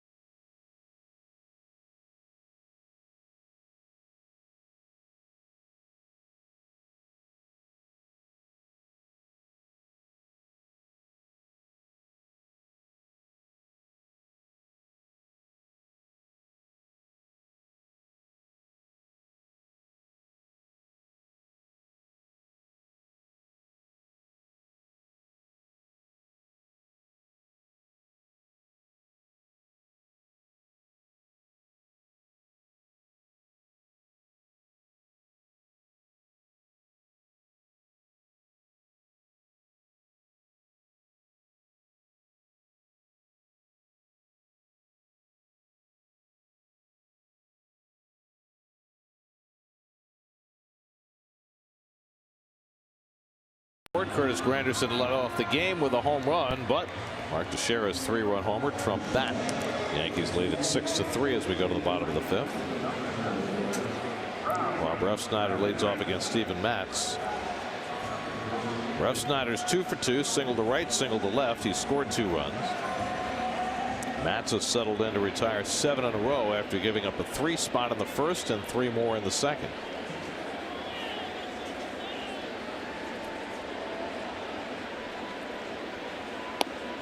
Refsnyder takes the changeup for a strike.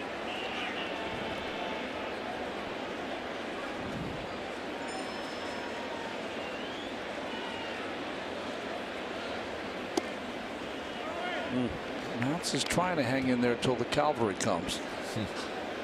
He's just not happy with his location, and you can see his reactions after pitches.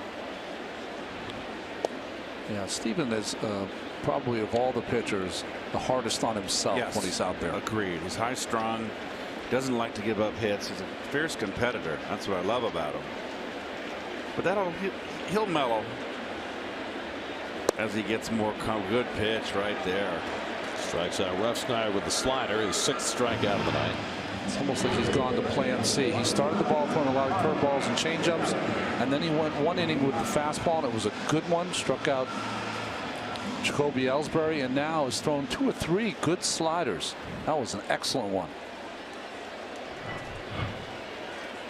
There's Teixeira. Oh, and Matz hits him in the foot, and now Teixeira unhappy. Remember, Teixeira took Matz deep his last at bat, and the dugouts partially empty.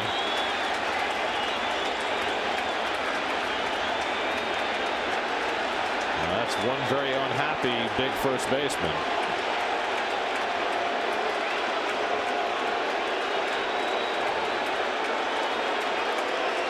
Only about 30 feet, Mark, if you want to come. Well, there's around 55,000 fans that would like to see a brouhaha here. Well, until the Subway Series is on.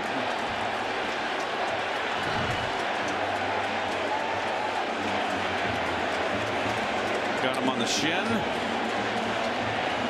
I don't think Matz did it on purpose. You see how unhappy Matz was with himself. Rivera made sure he got in between Teixeira and Matz. Rivera, yes. Just above the shin guard.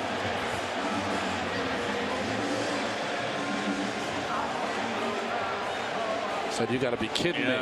Watch Matt's reaction after the pitch.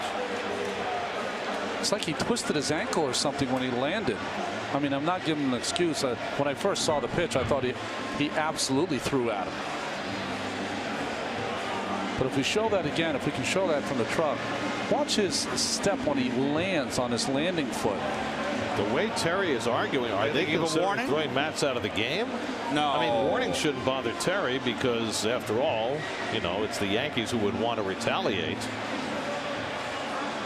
So there's a warning. It's got to be a warning issued, I guess, but now you got the home plate umpire walking out to Matz. He's fine. He's in the game. All right. I don't know. I'm not sure why Terry would be upset about a warning. Maybe trying to protect well, maybe not. Yeah, because now it takes the Yankees out of the game. It affects the Yankees more than it affects the Mets. Watch his landing foot, guys. See if there's awkward move here. No, I don't think so, Ron. Do you? No, he just kind of hobbled when he came out of it. I'm not sure. So Teixeira at first with 1 out. Chase Headley the batter, and he goes for the up and away fastball. 0-1. But when I first saw it in real time, I thought he absolutely went after him. Well, Teixeira hit his first right-handed home run of the year in his previous at bat. Hit it into the front row and right center, and very next pitch he saw hit him in the leg. And Headley takes the slider for a strike, and it's 0-2.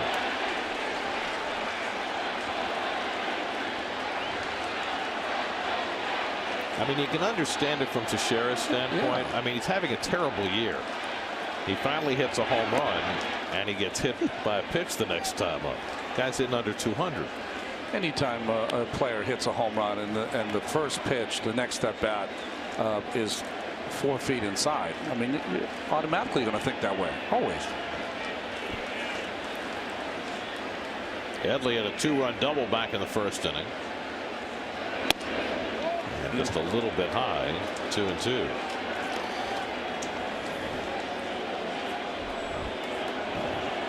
Well, it has certainly raised the buzz level in the ballpark. Yes, it has. And the curveball hit back to Matz. A chance for 2. Walker with the turn, and the Mets with the 1-4-3 double play. Teixeira went in as hard as he could at second. Was not able to get his pound of flesh. Actually slid past the bag here. So if the Mets had not turned it, he might have gotten called for interference. He slid past the bag.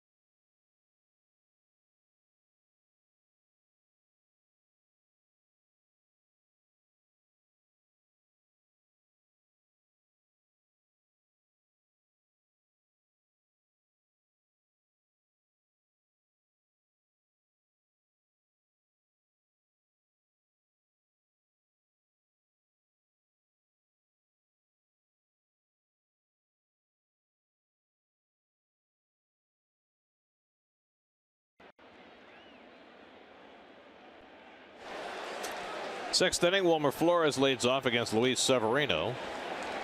Severino came on with 2 out of the 4th inning. He's retired all 4 batters he's faced. It's been a rough night for Wilmer so far. He's been up twice. Each time has hit into an inning-ending double play. No chance for a double play this time. Joe Torre is safe. Joe famously hit into 4 double plays in one game. Felix Millan hitting ahead of him in the batting order went 4 for 4. 4 singles.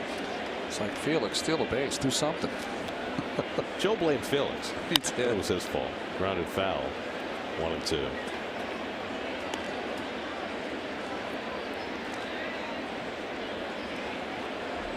Kelly Johnson on deck, then Rene Rivera, 7, 8, and 9 in the Mets batting order. Chad Green started, can neither win nor lose. Wilmer gets surprised inside, 2 and 2. Green went 3 2/3, allowed 3 runs, 8 hits, walked 4, struck out 2. And now Severino front and center. And Wilmer fouls off the fastball. 98 from Severino. Severino just 22 years old. As we mentioned, he really burst on the scene last year. Made 11 starts for the Yankees, 5 and 3, 2.89, and they expected him to be an important piece of the rotation this year, but it just didn't work out early in the season. And Wilmer chases the slider out of the strike zone. Romine makes the toss for the first out. Well, he may have struggled early in the year, but you can see the stuff. Yeah. He is. Yes. He is one important piece of the future for the Yankees. Well, he's one of the big reasons they played in the wild card game last year. His work down the stretch, and they needed him to be number 2, number 3 in that rotation, and it didn't work out. But it's going to work out for this kid. His arm's too good. Now Kelly Johnson is 1 for 2. Kelly doubled and scored a run in the second. Popped up in the 4th.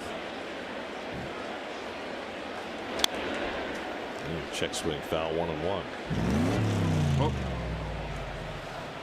Need an extra long bed to carry all the offense in this game so far.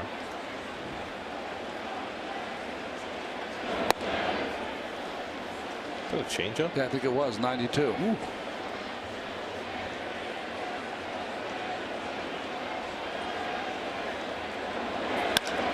Pulled to the right side. Castro over to get it. 2 out. Let's check in with the studio. Eamon McEnany has a game break brought to you by your local Honda dealers. Oh.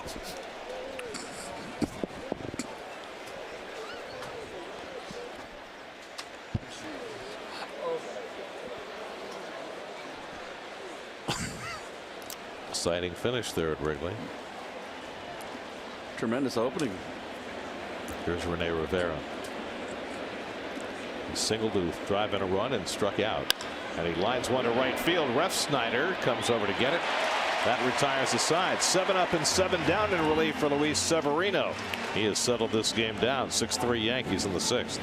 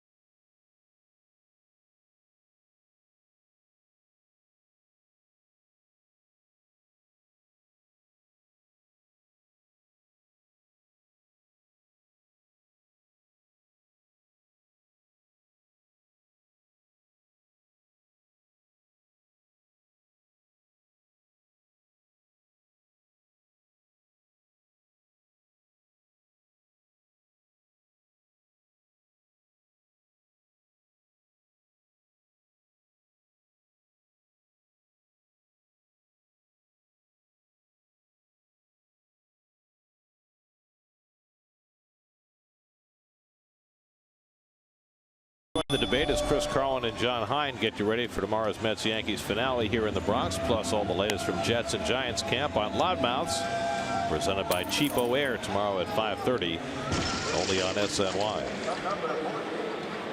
People's United Bank brings you tonight's starters. Neither has fared well, although Steven Matz is still in the game after giving up 6 runs in the first 2 innings. Chad Green took an early exit.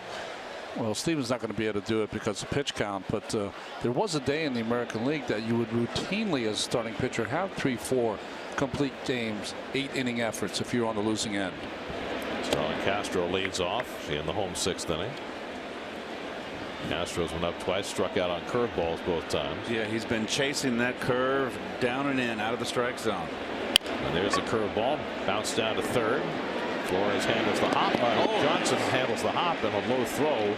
Loney digs it out, 1 away. Not an easy pick right there. Looks like Johnson got caught in between there, about whether to lay back or charge the ball, and then force the throw. Very nice, Mr. Loney. Work from the bottom up. Outstanding.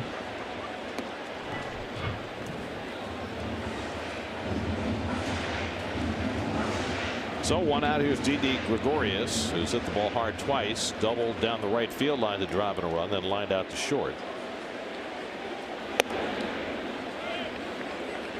So Matz has now retired 10 of the last 11. The only blemish in there was the pitch that he hit Teixeira with. Teixeira's really been right in the middle of everything tonight, right? He had the weird reaction on that ground ball double by Kelly Johnson. He hit the 3-run homer, and then Matz hit him in the leg, which cleared the benches for a moment. Changeup for Gregorius, 2-1. Stolen base. It's literally pilfered. Now wait a second. How'd that happen? I mean, I know that season ticket holders get serious swag these days. Well, I know. Don't they change out the bases every 3rd inning or so? So maybe they're giving them away during the games. Or maybe there was compensation. 2-2.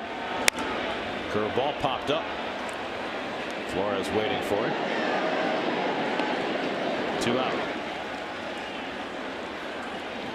So Matz has retired the first 2 in the home 6th. Here's tonight's Verizon trivia question: who was the first player to wear number 17 for your New York Mets? Trending. I know who the last one was because we talked about it last night, but the first one. You know that answer, Gary? I don't. Should, but I don't. Have a guess. Grounded to shortstop. And Romine is retired. Quick inning for Steven Matz. He threw just 8 pitches. That gets us through the 6th with the Yankees up 6-3.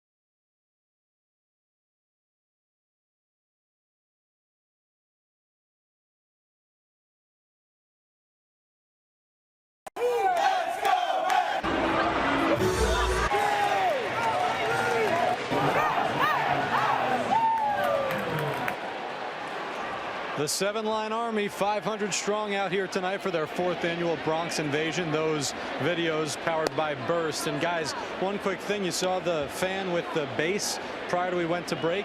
I don't know if it's the same at Yankee Stadium, but at Citi Field, every 3 innings, I believe, they switch out the bases and fans have the opportunity to purchase them. So I'm assuming that's probably what happened here at Yankee Stadium as well. So there was compensation involved, I would assume, as we speculated. Curtis Granderson's been on base 3 times in a row tonight, now facing Luis Severino for the first time. And swings over the slider, 1-2. Curtis on the second pitch of the game took Chad Green deep, 42nd career leadoff home run. He walked twice against Green after that.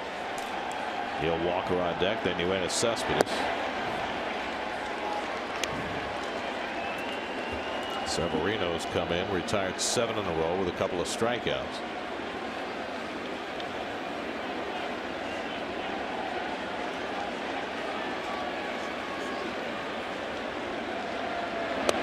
With the trading deadline on Monday, right before this series began, all we talked about was how the Yankees had depleted their bullpen.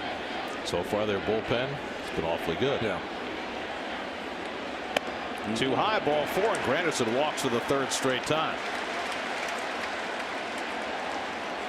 What have we talked about all year? How Curtis has not been walking at nearly the rate he did last year. Well, tonight he is. Yeah, that's been the part of his game that's been lacking. So now Walker is 2 for 3. Twice a single to center field. Also has grounded into a double play. It's grounded into double plays in each of the first 3 innings, short circuiting a chance to put a pile of runs on the board early. And you can see the shift on Walker here, that overload on the right side of the infield. Severino was playing awfully close on that first pitch. Yes. Now he's backing up. There's your StubHub Mets box score. Mets with 8 hits tonight. They had 7 of them in the first 3 innings.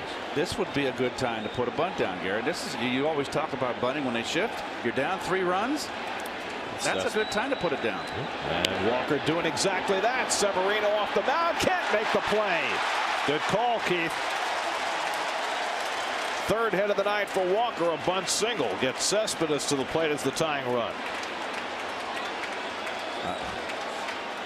He got off the mound quick, and I tell you, if he makes the play, he throws out Walker.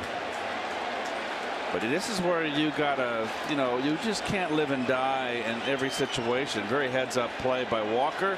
I mean, you're down 3 runs. You need base runners. Big guys coming up. Well, we talked before the game about this 3 and 4 combination with Cespedes and Bruce together for the first time.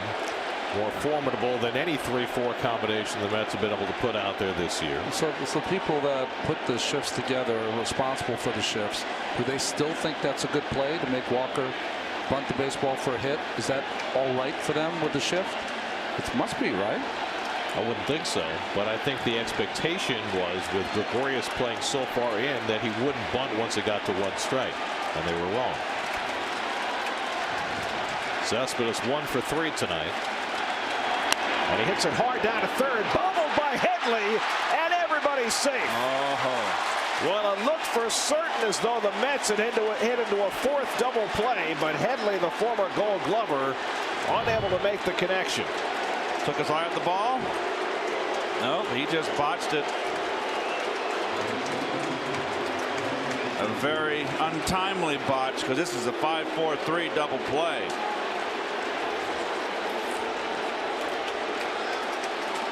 Seventh error of the year for Chase Headley, and the Mets have the bases loaded and nobody out.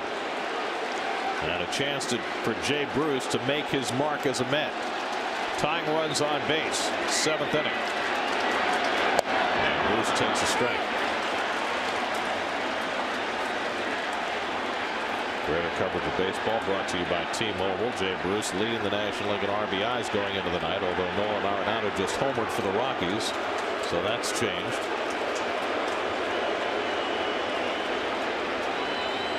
Wow. That'd have been a 4th double play. Critical error by Headley. Bruce tonight has walked, grounded out, and popped up 0 for 2. Looking for his first hit as a Met. Goes through the fastball and 2. Threw that ball right by him. 97 miles an hour. Couldn't get to it.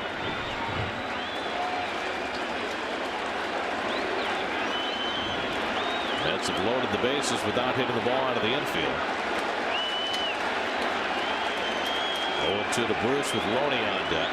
Nobody up in the Yankee bullpen. Bruce takes strike 3 call. 3 fastballs, and Bruce is struck out for the first out of the inning. Well, was he looking for a breaking ball? I don't know what he was thinking, but he's off to a sluggish start as a Met. That was knees in black, Ronnie, a pitcher's pitch. But with 2 strikes, you got to protect. Bruce now 0 for 7 in a Mets uniform. Here's Loney, who's 2 for 3 tonight. Twice a single to center. He's driven in a run. Mets bypassed a chance to put the hammer down in the first inning. They had bases loaded, nobody out after scoring 2 runs and did not score further. Knee-high fastball for a strike. Loney thought it was low.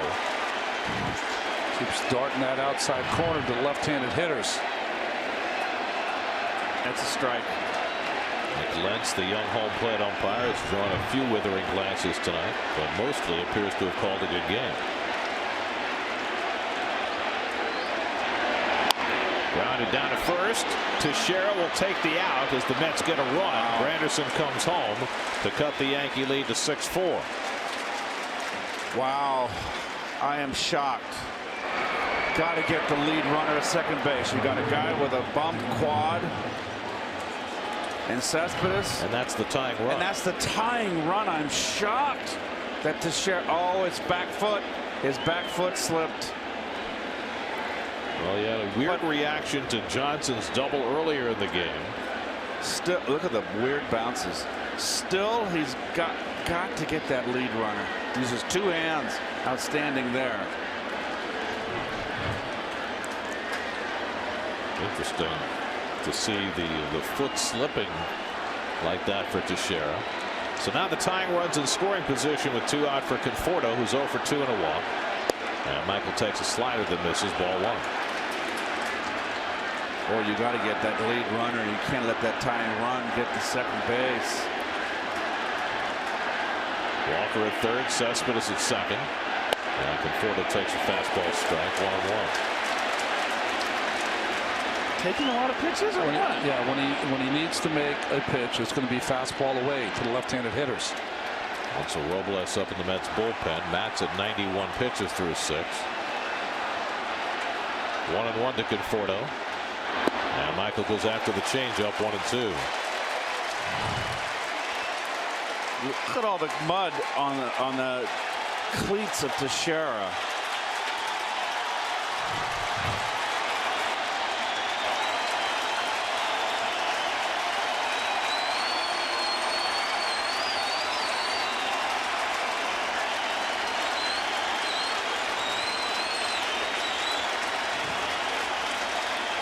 And Conforto strikes out to end the inning. Mets had them loaded with nobody out. They scratch out just a single run. Well, he had the 1 fastball, 1-0, and he took it, and he got all sliders the rest of the way. 6-4 Yankees.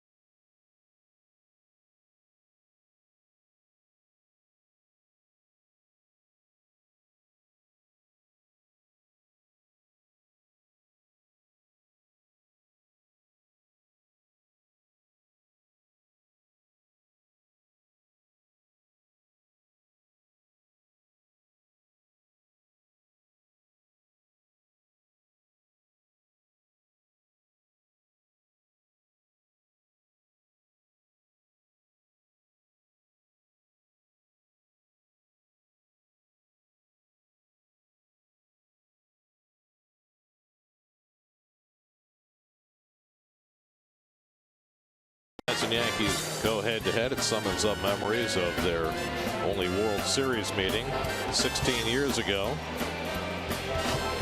John Franco doing some base coaching. Roger Clemens lost his mind. Eduardo Alfonso uses 2 hands. Joe Torre, Bobby Valentine. Yankees won 4 out of 5 in that series. Luis Sojo's 19-hop base hit up the middle, winning Game 5 against Al Leiter. My greatest remembrance was that when the Mets won the long game, who let the dogs out? Who let the dogs out? Well, Steven Matz, pitching his best baseball of the night, retired 12 of the last 13 at 91 pitches, and he's out. And Hansel Robles is in for the bottom of the 7th. Yeah, I'm surprised by that. You'd like to keep it going, but Robles has been awfully tough. There's his Jeep numbers this year. He's got a streak of 11 2/3 scoreless inning. Does Hansel Robles? You know, that's the one advantage you have in the DH park, right? That even when you're behind in the game, you don't have to pull a starting pitcher because you don't have to pinch hit for him. You know, there's some games as a starting pitcher where you give it up, you give a 3-run home run, you give up 6 runs. Your only saving grace is to go deep into the game to save your bullpen. Mets did not give up a hit after the 3-run homer to Teixeira in the 2nd. Sunday on Jets Nation, will Gang Green carry 4 quarterbacks, or is a roster spot already in jeopardy? Plus, with position battles heating up, which players are grabbing the coaching staff's attention on Jets Nation Inside Camp. New episode Sunday at 7, only on SNY. So Mets went 6 innings, allowed 6 runs, 6 hits, 1 walk, 6 strikeouts, a hit batsman, and a home run. I'm a little befuddled. 91 pitches. You know, you build character when a pitcher gets off to a bad start like Matt's. How bad a start can you get out with 6 runs in the first 2 innings, and you get it together and you finish strong? Well, go figure. His ERA goes up from 3.35 to 3.63. Robles comes on to face 8-9-1 in the Yankee order. Gary Sanchez leads off, struck out and fouled out. Officially 92 pitches for Steven Matz, so maybe that's one. That was the differential. The over and under was 91, Gary.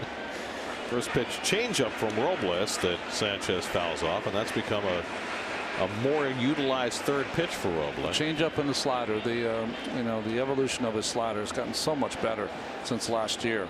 Really just a fastball pitcher last year. Aaron Hicks on deck, then Jacoby Ellsbury for the Yankees in the home 7th, and that's it up the middle, a base hit for Sanchez, his first major league hit. So Sanchez, who was 0 for 6 this year, 0 for 8 in his career, gets his first big league hit. Quick pitch from Robles, fastball down the middle, base hit for Sanchez.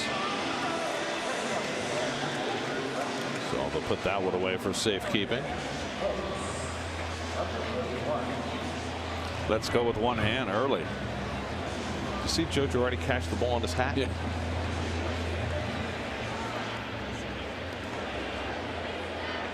Here's Aaron Hicks. It's lined out to left and grounded to 3rd. Johnson in close at 3rd base, thinking Hicks might be sacrificing, with Ellsbury on deck. No hit of a bunt as he fouls it back.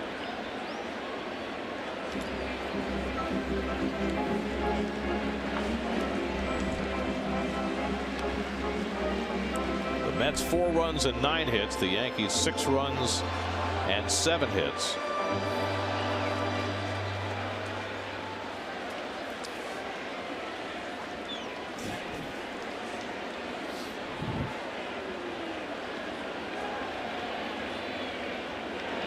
And Hicks rockets one toward the right field corner, toward the wall and off the fence.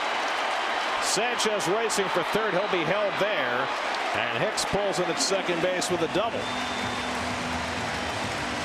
So back-to-back ringing shots against Hansel Robles, and the Yankees have 2nd and 3rd and nobody out. Well, I'm seeing Hicks now. This is the 3rd game, and he's quick inside. That was not a bad slider, a good location. He turned on that ball. Matt's out of the game, instant trouble for Robles.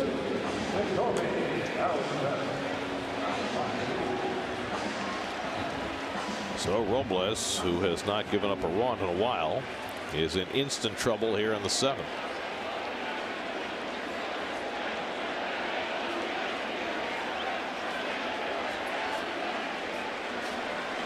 Let's bring the infield in for Ellsbury, who's 1 for 3 tonight. Singled and scored in the 2nd, struck out his other 2 at bats. And he swings through the fastball, 0-1. So some heavy lifting to do for Robles, who has not allowed a run since the 4th of July.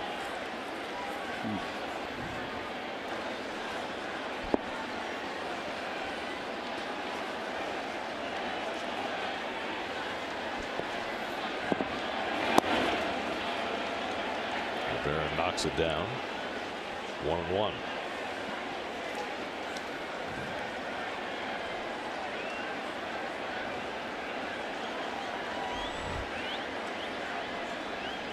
Rob Refsnyder, the number 2 hitter in the order, on deck.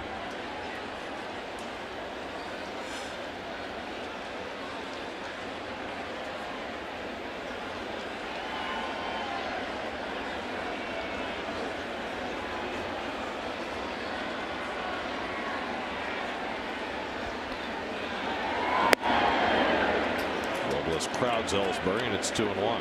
99 miles an hour from Hansel.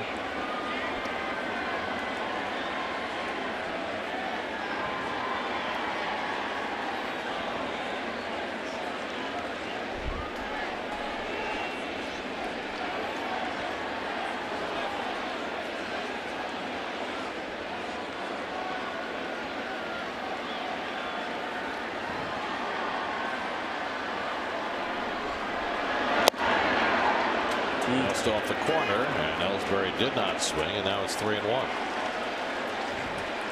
Well, if you count backwards in this game, Betances is going to have the 9th. So really 1 inning for the Mets to do their work. They have a better shot if they can get through this inning somehow, some way.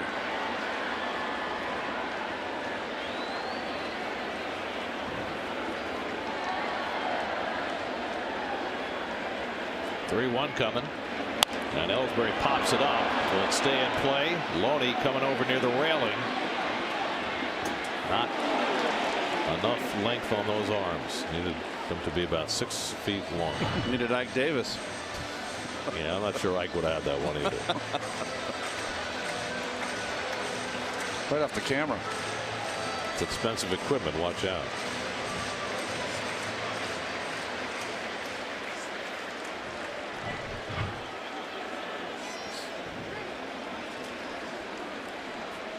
Well, Robles needs to be in strikeout mode here.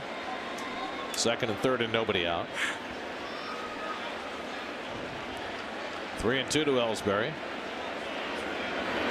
Got him looking. 3rd time Ellsbury has been called out on strikes tonight. Gosh almighty. People taking outside corner pitches. Come on, you got to swing the bat. Man on 2nd and 3rd, nobody out, and you're looking. Come on, get the bat off the shoulder.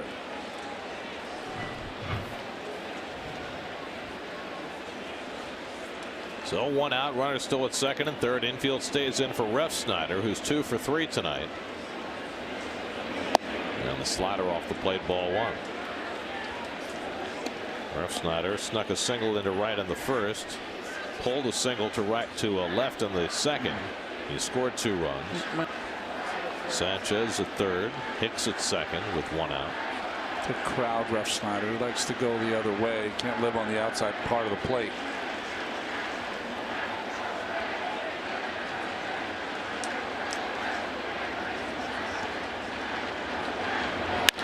Breaking ball hit out to center field. That'll get a run in.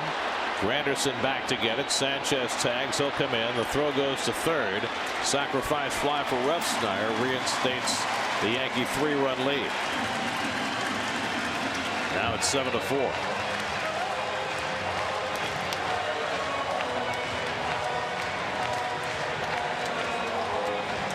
Refsnyder's had a nice little night for himself. He's got a good little swing. Gets a hanging slider. Stays right in. Simple as ABC, getting that runner in on 3rd base with less than 2 outs.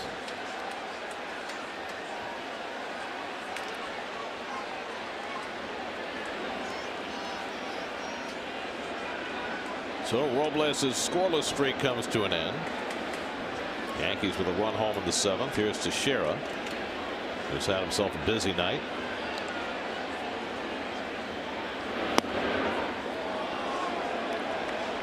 And the first pitch to Teixeira, low and in after he got hit on the leg by a pitch by Matz his last time up. Road Ahead brought to you by GMC. One more tomorrow night at Yankee Stadium, 3 in Detroit. Then the Mets go back home to play the Diamondbacks and the Padres next week.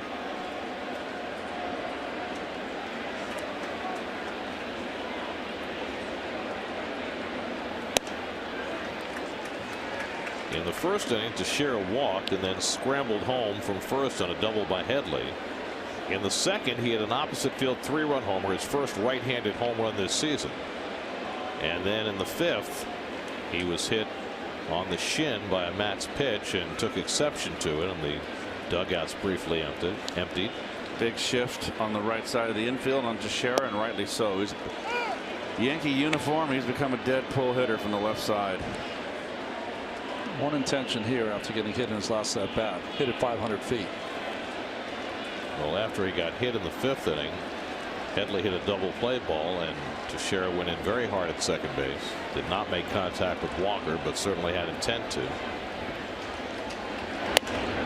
3-1 now. Teixeira's also had an odd night in the field.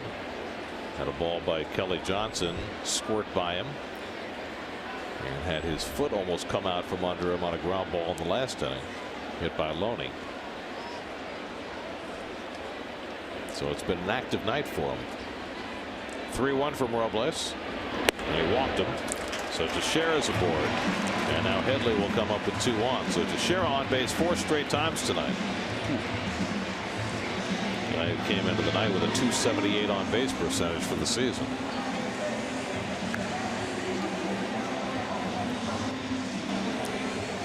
So Dan Warthen out to talk about Chase Headley before Robles faces him. The Mets took a 2-0 lead in the top of the first, left a lot of ducks on the pond, and then Headley came up in the bottom of the first against Steven Matz and got the Yankees right back even with a 2-run double. And the game has tilted in the Yankees' favor since.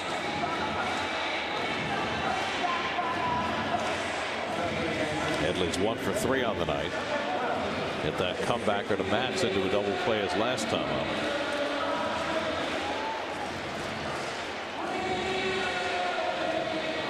Hicks at second, Teixeira at first with 2 out. Headley batting left-handed for the first time tonight. It's at about the same average left and right, a little more power left-handed. Of course, part of that's the ballpark here. Boy, way out in that outfield, the second baseman.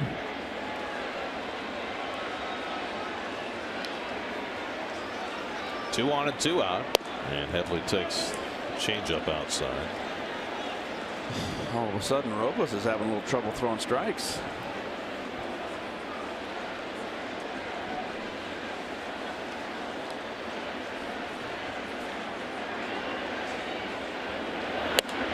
And now 2-0.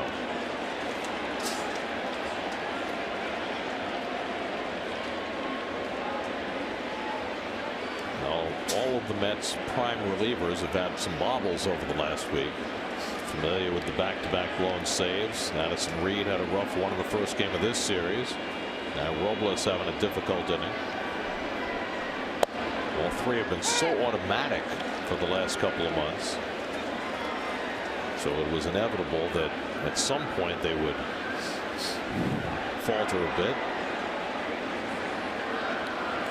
Just have to keep those falterings to a minimum.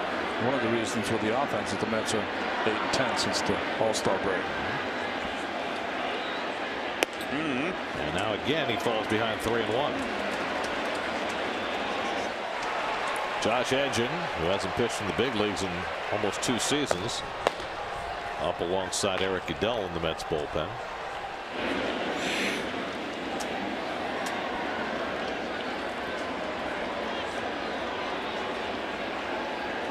Hicks at second, Teixeira at first with 2 out, 3-1 to Headley. And it's too high, and now the bases are loaded. So back-to-back walks issued by Robles, and now Starlin Castro will bat with the bases full.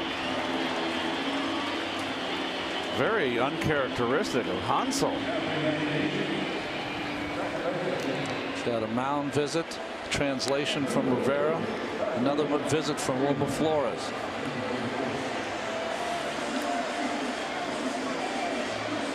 Wilmer, by the way, has been doing that more and more, taking a little more of an active role in settling down his pitcher.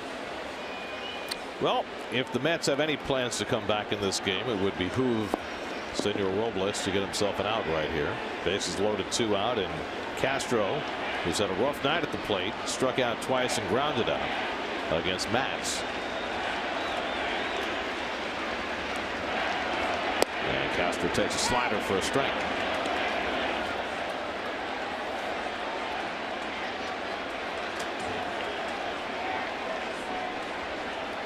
Hicks at third, Teixeira at second, Headley at first with 2 down. Castro 1 for 9 in this series. And that slider misses, 1-1. Well, Matt's had success against Castro all night with curveballs. Balls coming down and in. Ball moving away from Castro. He covers a lot better.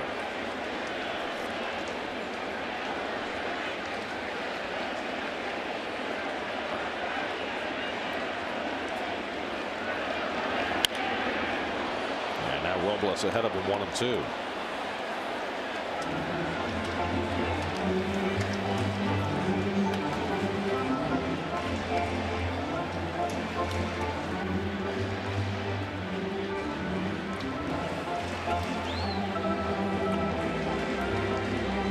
David Wright had a lot of fun in these Subway Series games.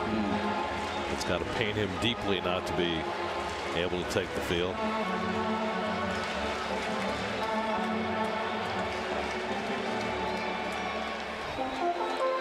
Something that many people don't get to do. He walked off Rivera at Shea Stadium. Remember that? Johnny Damon came in, played a little more shallow, and David hit it over his head.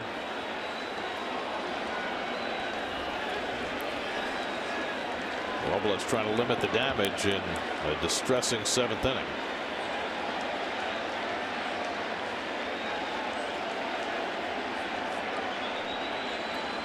What is going on? I don't know what he's looking at. I think he's staring down Teixeira for some reason. Because he thinks he's giving signs to the hitter. I mean, Nick Lentz has got to take charge of this. Can't allow this to happen. Well, clearly there was some concern. I mean, he was eyeballing Teixeira for a long time. Should come up with a way that the catcher can tell the pitcher we're changing signs without having to speak with them. Well, the thing is, too, you want your middle infielders to know that if there's a change of a sign too. They've got to come in. 1-2 to Starlin Castro. And he fouls back the high fastball. That's played by Rivera on the rebound. If only that counted for something. Something like a pitch back in the day, right? Yeah. High line.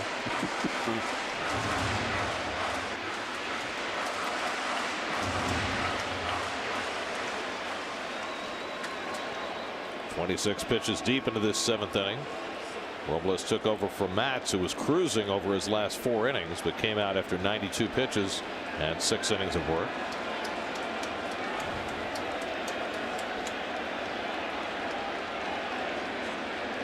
Again, the 1-2 to Castro. Put away, 2-2.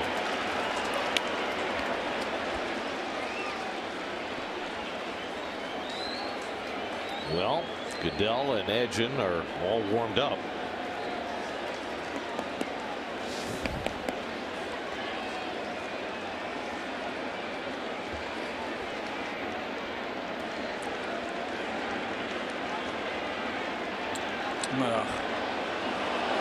What is happening? You know, Teixeira has a move. When he gets off the bag, he has both gloves in his hand, and right before the pitch is going to be delivered, he puts his hands up in front of him. That's just what he does every single time. Oh, he's playing with him now.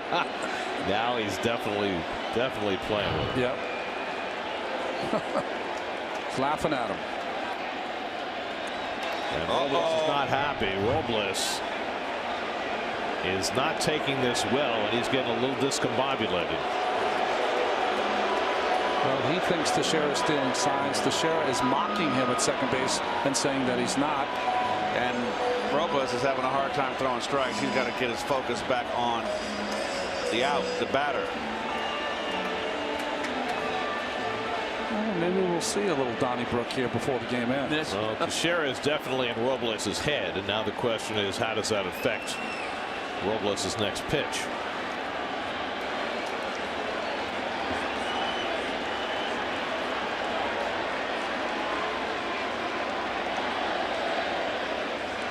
Two to Castro.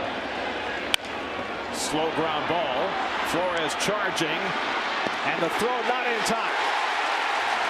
Castro beats it out. Did he touch first base? Apparently he did. A run comes home, and it's 8-4 Yankees.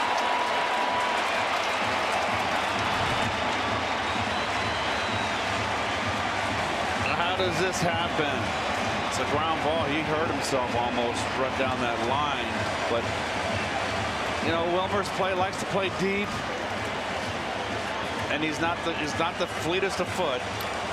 Well, Terry Collins made it very clear tonight. He said the best hitters are going to play, and the Mets sacrificed defense for offense, put Flores at short, Granderson in center field, and now Robles walking off the mound and joying with Teixeira as he goes. And now the third base umpire Brian Gorman telling him to get off the field.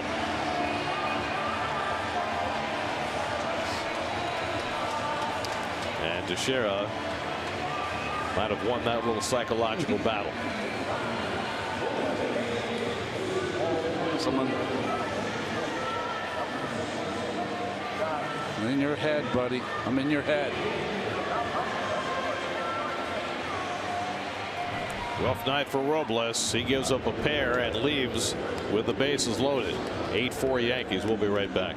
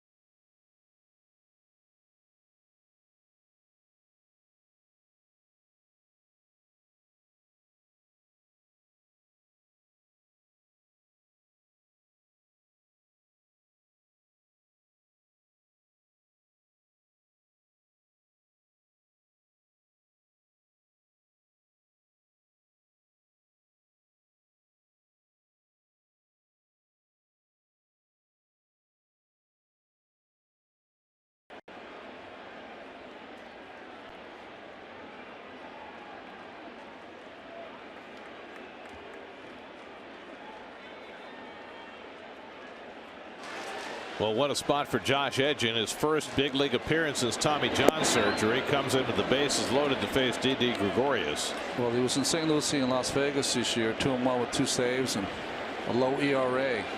So did his work to get back in the major leagues. Last appearance in the big leagues September of 2014. He was terrific for the Mets that year, but had Tommy John surgery a year ago in the spring, and he's quickly behind on Gregorius 2-0. Took a while for Edgin's velocity to come back, but better to the point where he was called up this week.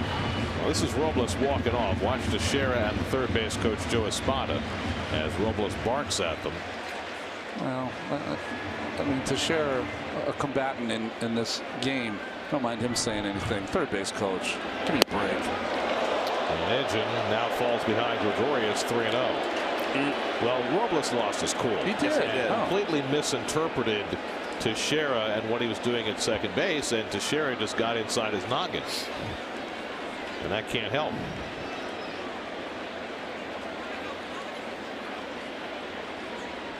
And Edgin walks in a run. And now it's 9-4 Yankees. And the doors have come off this game for the Mets. It's a very ugly inning. Well, a satisfactory run scored for Mark Teixeira. He was very pleased with himself to cross home plate. And, well, he should have been. 3 runs scored in this game for Teixeira. I mean, he is. He hasn't had many days to celebrate this year. This is one of them. Edgin's out after facing one batter. Goodell will come in. We'll come right back.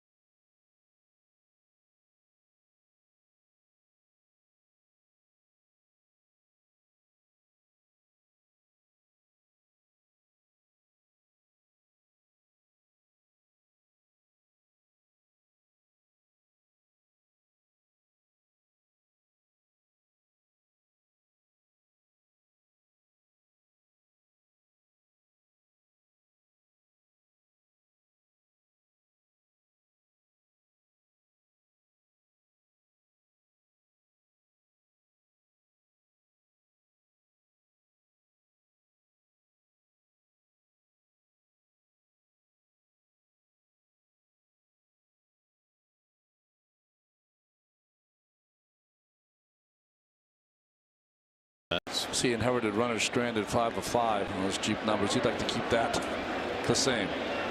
Pitched in the opening game of this series Monday night, worked a 1-2-3 inning. Austin Romine, the batter with the bases loaded and 2 out, 3 runs home already in the inning for the Yankees. They lead 9-4.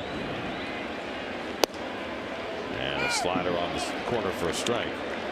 Romine's 0 for 3. Headley now at third, Castro at second, and Gregorius at first.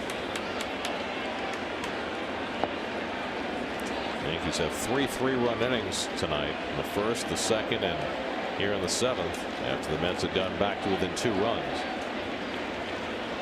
A very troubling inning for Hansel Robles, both physically and mentally.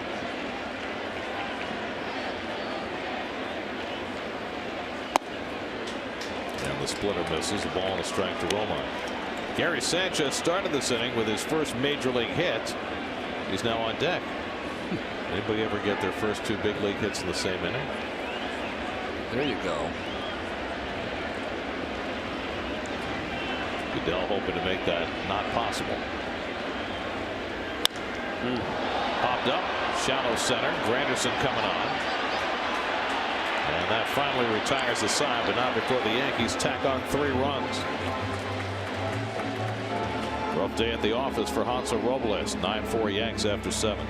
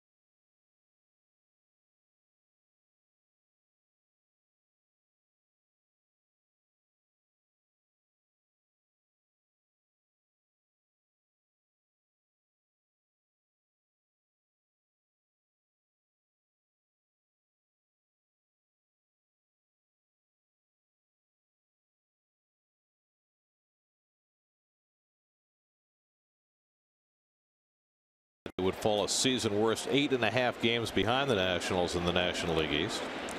Well, Luis Severino's made his mark on this game. 3 1/3 innings of stellar relief. He's allowed just an unearned run. And now he's got a 5-run lead to work with in the 8th inning. Wilmer Flores is 0 for 3 tonight. Wilmer has grounded into 2 double plays and struck out. Playing shortstop tonight for only the 2nd start this season.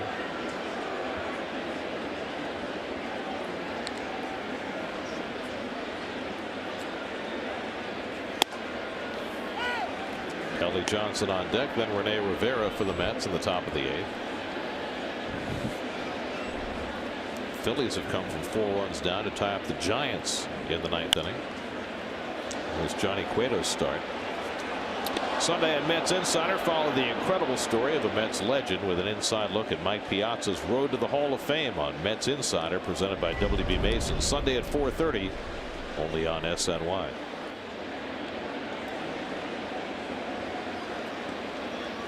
And Flores strikes out for the 2nd straight time. That's 5 strikeouts in relief for Severino. Drive around the majors presented by Cadillac. Well, it wasn't just here, it was everywhere. 38 first inning runs today, most in 5 years in the major leagues, and the day isn't over yet. Carlos Beltran hit one out, but the Rangers lost at Baltimore 3-2. JD Martinez back from the disabled list. It's a home run, and the Tigers beat Chris Sale and the White Sox. So Martinez back in the Tigers lineup. Mets will be facing the Tigers this weekend. The Mets will miss Michael Fulmer.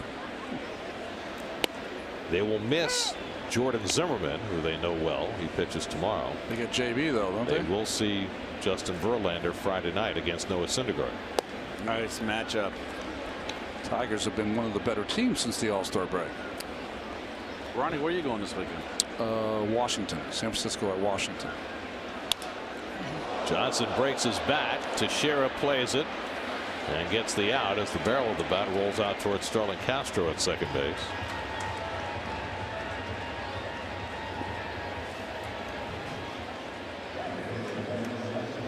So 2 out and nobody on. Now Rene Rivera coming up.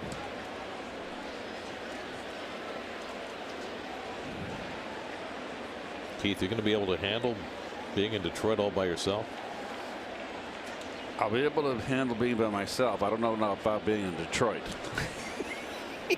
Well, we're going to send Gary Apple out there with you, which will make it easier for you. Like, you know, you don't have to worry about getting his name wrong.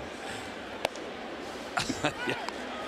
Well, I've worked with Gary in spring. He's terrific. Yes, he is. I'm looking forward to working with Gary. Tyler Clippard up in the Yankee bullpen.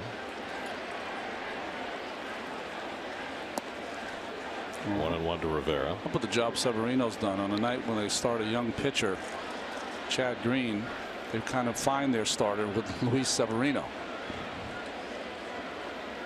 Yeah, I think there's a pretty good shot 5 days from now that Severino might get that spot in the rotation. Yeah, there's a little different a differential in where their development is right now. Green went 3 2/3 and was fortunate to get out of it with only 3 runs against him. Severino's gone 4 innings in relief and allowed just an unearned run on 1 infield hit. Well, Severino is like overpowering the Mets here. Talk about stopping the bleeding. He has been spectacular. It's one big tourniquet.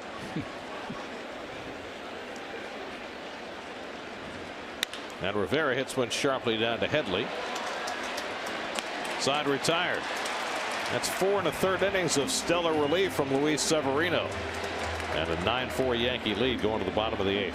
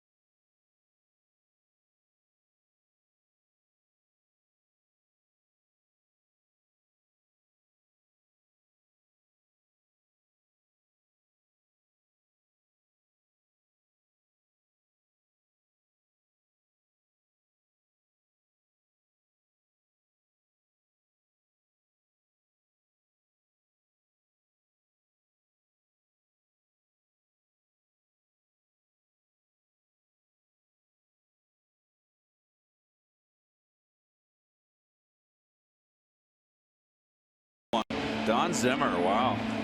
Opening season. First third baseman, right, of all time? First third baseman in Mets history. Went 0 for 33 and then got traded.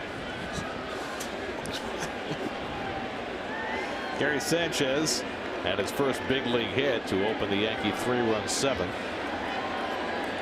He'll lead off in the bottom of the 8th with Aaron Hicks and Jacoby Ellsbury to follow.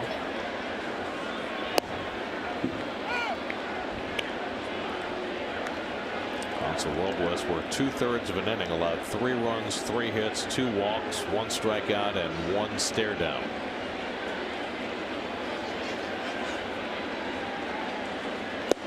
So if you're covering this game as a reporter and you go into the Yankee clubhouse, first guy you go to, Luis Severino, Mark Teixeira. Teixeira, of course, 100%. Not the guy who has the best game, no, but the guy who's involved in the most controversy. This is New York, baby.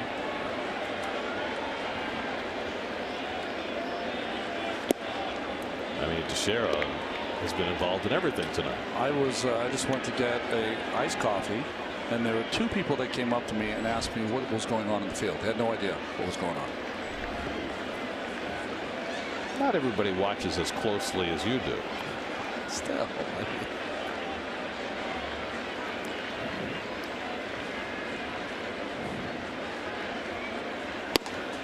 You know, when you have something like that happen on the field, there's no stat for it. That's right. Well, the one thing is that when things like that used to happen, there would be repercussions the next day. Well, we'll see. Don't hold your breath, Gary. Well, I mean, you do have an old school pitcher going to the mound for the Mets tomorrow. That would be Senor Colon. Oh, let bygones be good bygones. Or as Ricky Henderson used to say, let bye-byes be bye-byes. I like that better. 3-2 to Sanchez. And he struck him out. So Goodell with the splitter, fans Sanchez for the first down in the home 8th. You know, this is also, well, not this, but the old Yankee Stadium is where in 1999, right in the midst of the Mets-Yankees series, the Mets fired half their coaching staff. And Tom Robson was the hitting coach for the Mets at the time, and Ricky Henderson was with the Mets that year in 1999, and they went to Ricky's locker and they said, well, what do you think about Tom Robson getting fired? And Ricky's answer was, who? Aaron Hicks fouls went back over us. Don't you love it? Ricky was one of a kind. What a great player, though. Oh, no fooling. He's the only guy I ever played with that could, I've said this before on the air, guys, in case you hadn't heard it. He's the only guy I ever played with, come to the clubhouse and tell you he's going to have a good game. And then go out and do it. His line was, Ricky has got to get his today. And when he said that, if you were pitching, like that, this could be a good day.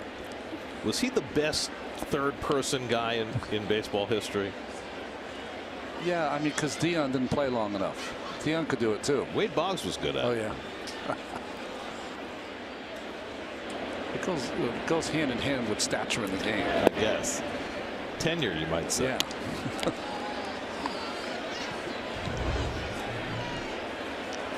Met fans catch a flight out to 2017 spring training with Delta Airlines and Delta Dugout. Visit SNY.TV/Delta Dugout for details.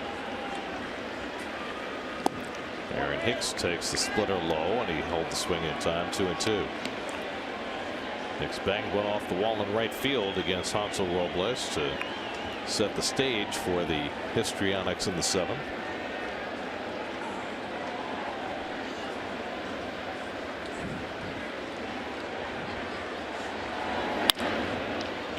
Flores playing right behind the bag. And off it's a close play, and Loney comes off the bag. What happened there? He just there's been some very, very peculiar plays around first base today. No, Wilmer just wasn't buttoned up on the throw, threw a lollipop over there and kind of got Loney off the bag. Watch how he throws it over here. He throws it sidearm. He gets oh yes. Yeah, he had to come off the bag. Just loose throw. It's got to be an E. It's got to be an E6, right? Boy, boy. I think Loney anticipated contact too with the runner Hicks. I think he just realized he wasn't going to get to it, and it's come off. Well, that's a routine play. That can't happen. See, the two very different kinds of plays the last 2 innings, right? The infield hit by Castro that brought in a run. That's something that Wilmer's just not physically able to do. He doesn't have the athleticism to come in and make that play like a lot of shortstop. Yeah. But that play, that's just, it's loose. Yeah. Just a loose error. That's nonchalance. Yeah. 1-1 to Ellsbury. But that's the kind of thing that makes you think twice about playing Wilmer at shortstop. Asdrubal Cabrera is going to be out for a while with a knee injury. The Mets have Matt Reynolds here, who is more of a shortstop candidate. Ground to the right side. Walker goes to second, gets the force there, and that's all. Ellsbury aboard with 2 out.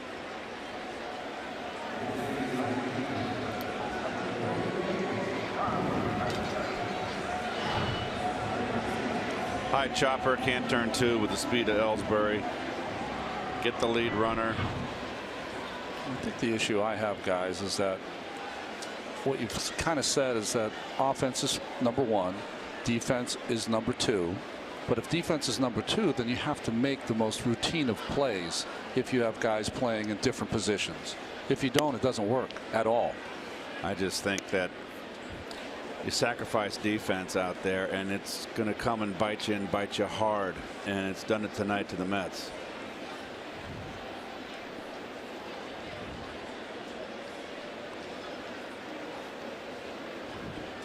Ref Snyder's had a good game. 2 hits and a sacrifice fly. 2 for 3. Throw over with the 9-4 score.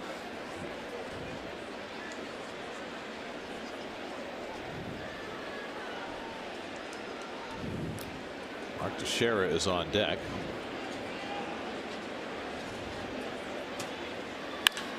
That's smacked to center by Ref Snyder, chasing Granderson way back, but Curtis gets there to make the catch. Nice break on that ball by Granderson to retire Ref Snyder and end the inning. That sends us off to the 9th with the Yankees up 9-4 and Tyler Clippard coming in.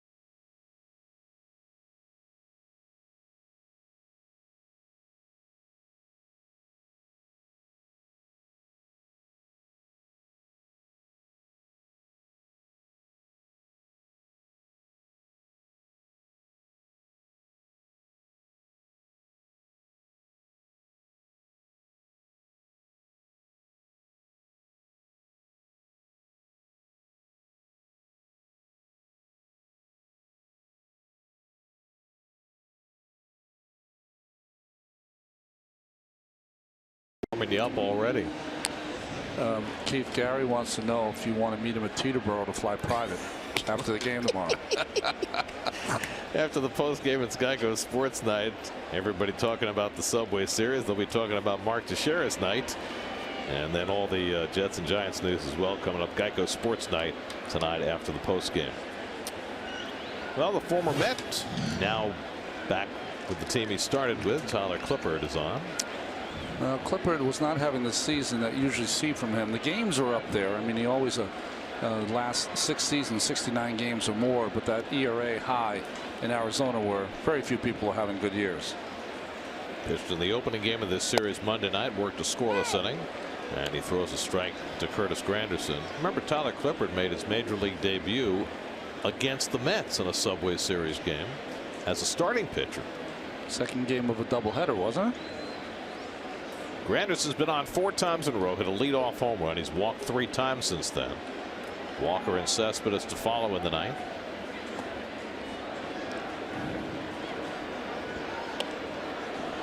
Jerry's Familia doing some tossing in the bullpen, although it's certainly unlikely the Mets will need a pitcher in the bottom of the ninth. They would love to need a pitcher in the bottom of the ninth, but that would require at least 5 runs coming home.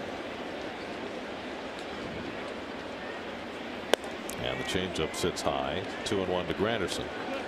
Well, Luis Severino, a terrific story for the Yankees tonight. Severino in long relief went 4 1/3, allowed an unearned run on 1 infield hit, walked 1, struck out 5. There's the good changeup by Clippard, 2-2. Severino stands to be the winning pitcher. And what he showed is what the Yankees were hoping to see earlier this season. Just dominant stuff at 22 years old.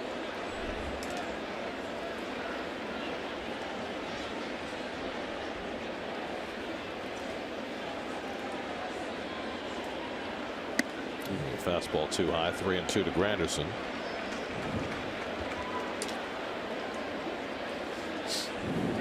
Mets will see the team from whom Clippard was traded, the Diamondbacks, next week and the week after. It's been such a rough stretch for Arizona. 21 games under 500. They've lost 16 of their last 21. They should have Zach Greinke back before too terribly long, but at this point hardly matters to their season.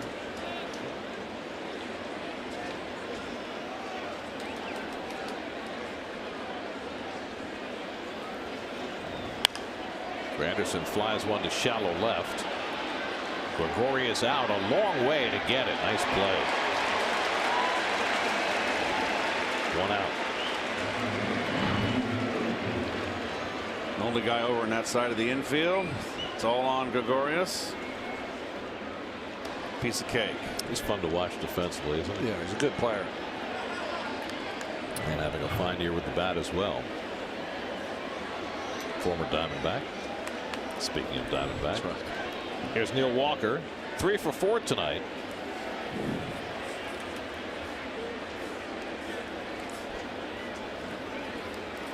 Neil's 4th 3-hit game in the last 8 games. So he now has 16 hits in his last 32 at bats, hitting .500 over the last 8 games. Miranda Cespedes on deck. The Mets had their chance early in this game against Chad Green. Get it to 3 double plays in the first 3 innings to bypass a chance to put a whole passel of runs on the board. Whoa! That one sailed on Clippard. 2-1. That did not sail. That was a curveball he didn't get on top of. So it sailed. Like a spinnaker. That's how I used to throw him in high school when I overthrew him.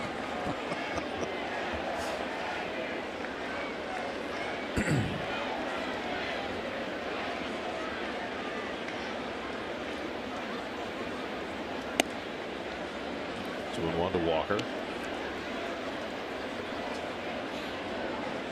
He's not happy with himself.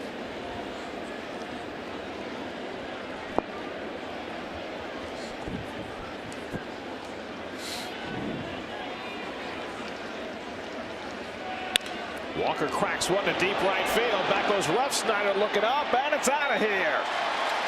Neil Walker with his 18th home run of the year, his 4th hit of the night. And it cuts the Yankees lead to 9-5.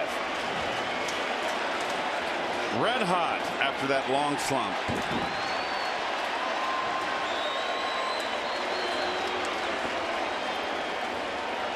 So now Neal hitting over 500 the last 8 games.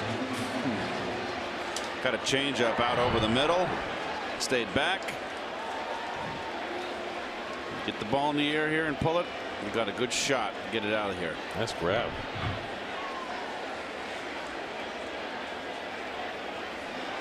That's second home run tonight. Granderson homered back in the first. Now Cespedes is 1 for 4. It's Walker's second 4-hit game this season.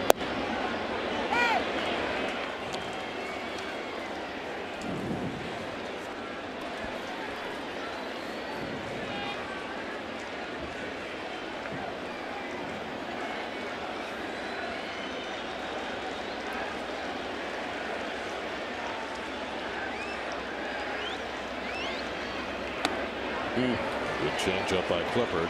0-2. See that interesting. Cespedes went to kind of stretch his quad. Watch the movement. He comes out of the swing. He grabbed on him. Yep.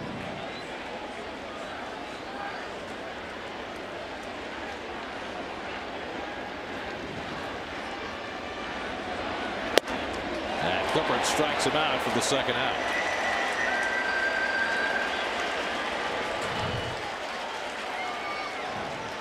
Boot by him.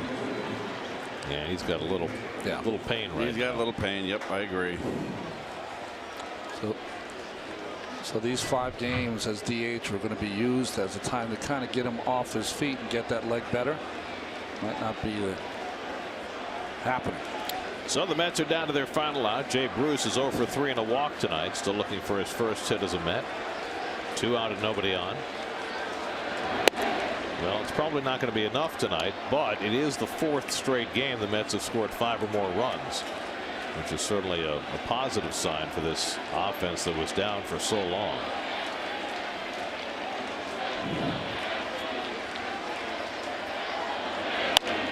Slow ground ball. Gregorius fields it, and the Yankees have taken 2 out of 3 in this Subway Series. Mark Teixeira right in the middle of everything, hit a 3-run homer and did a lot of talking with the other side as the Yankees win it 9-5.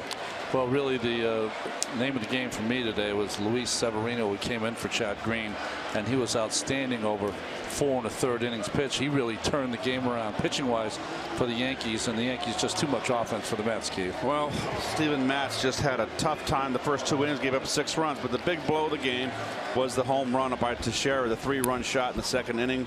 On the Mets side, 4 hits for 4 for 5 and a home run for Walker. He continues his torrid hot streak.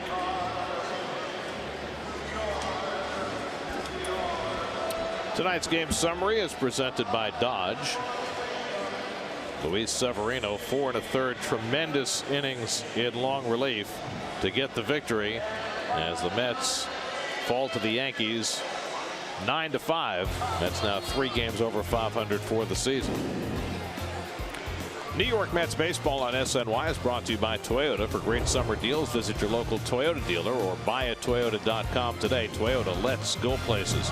By Geico, over 75 years of savings and service. By New York Lottery, take a break from the expected. Play scratch-off games from the New York Lottery. By Bob's Discount Furniture, shop in store or online at mybobs.com. And by the Lexus NX Turbo and Hybrid, go beyond utility. Yankees win this one 9-5. The final game of this 4-game home-and-home series will be tomorrow night. Bartolo Colon on the mound against Nathan Eovaldi. Our coverage begins tomorrow night at 6 o'clock right here on SNY. Now for Keith Hernandez, Ron Darling, Steve Gelbs, and our entire SNY crew, I'm Gary Cohen at Yankee Stadium. Time for WB Mason post-game live. Let's join Gary Apple, Nelson Figueroa, and Bobby Valentine in the studio.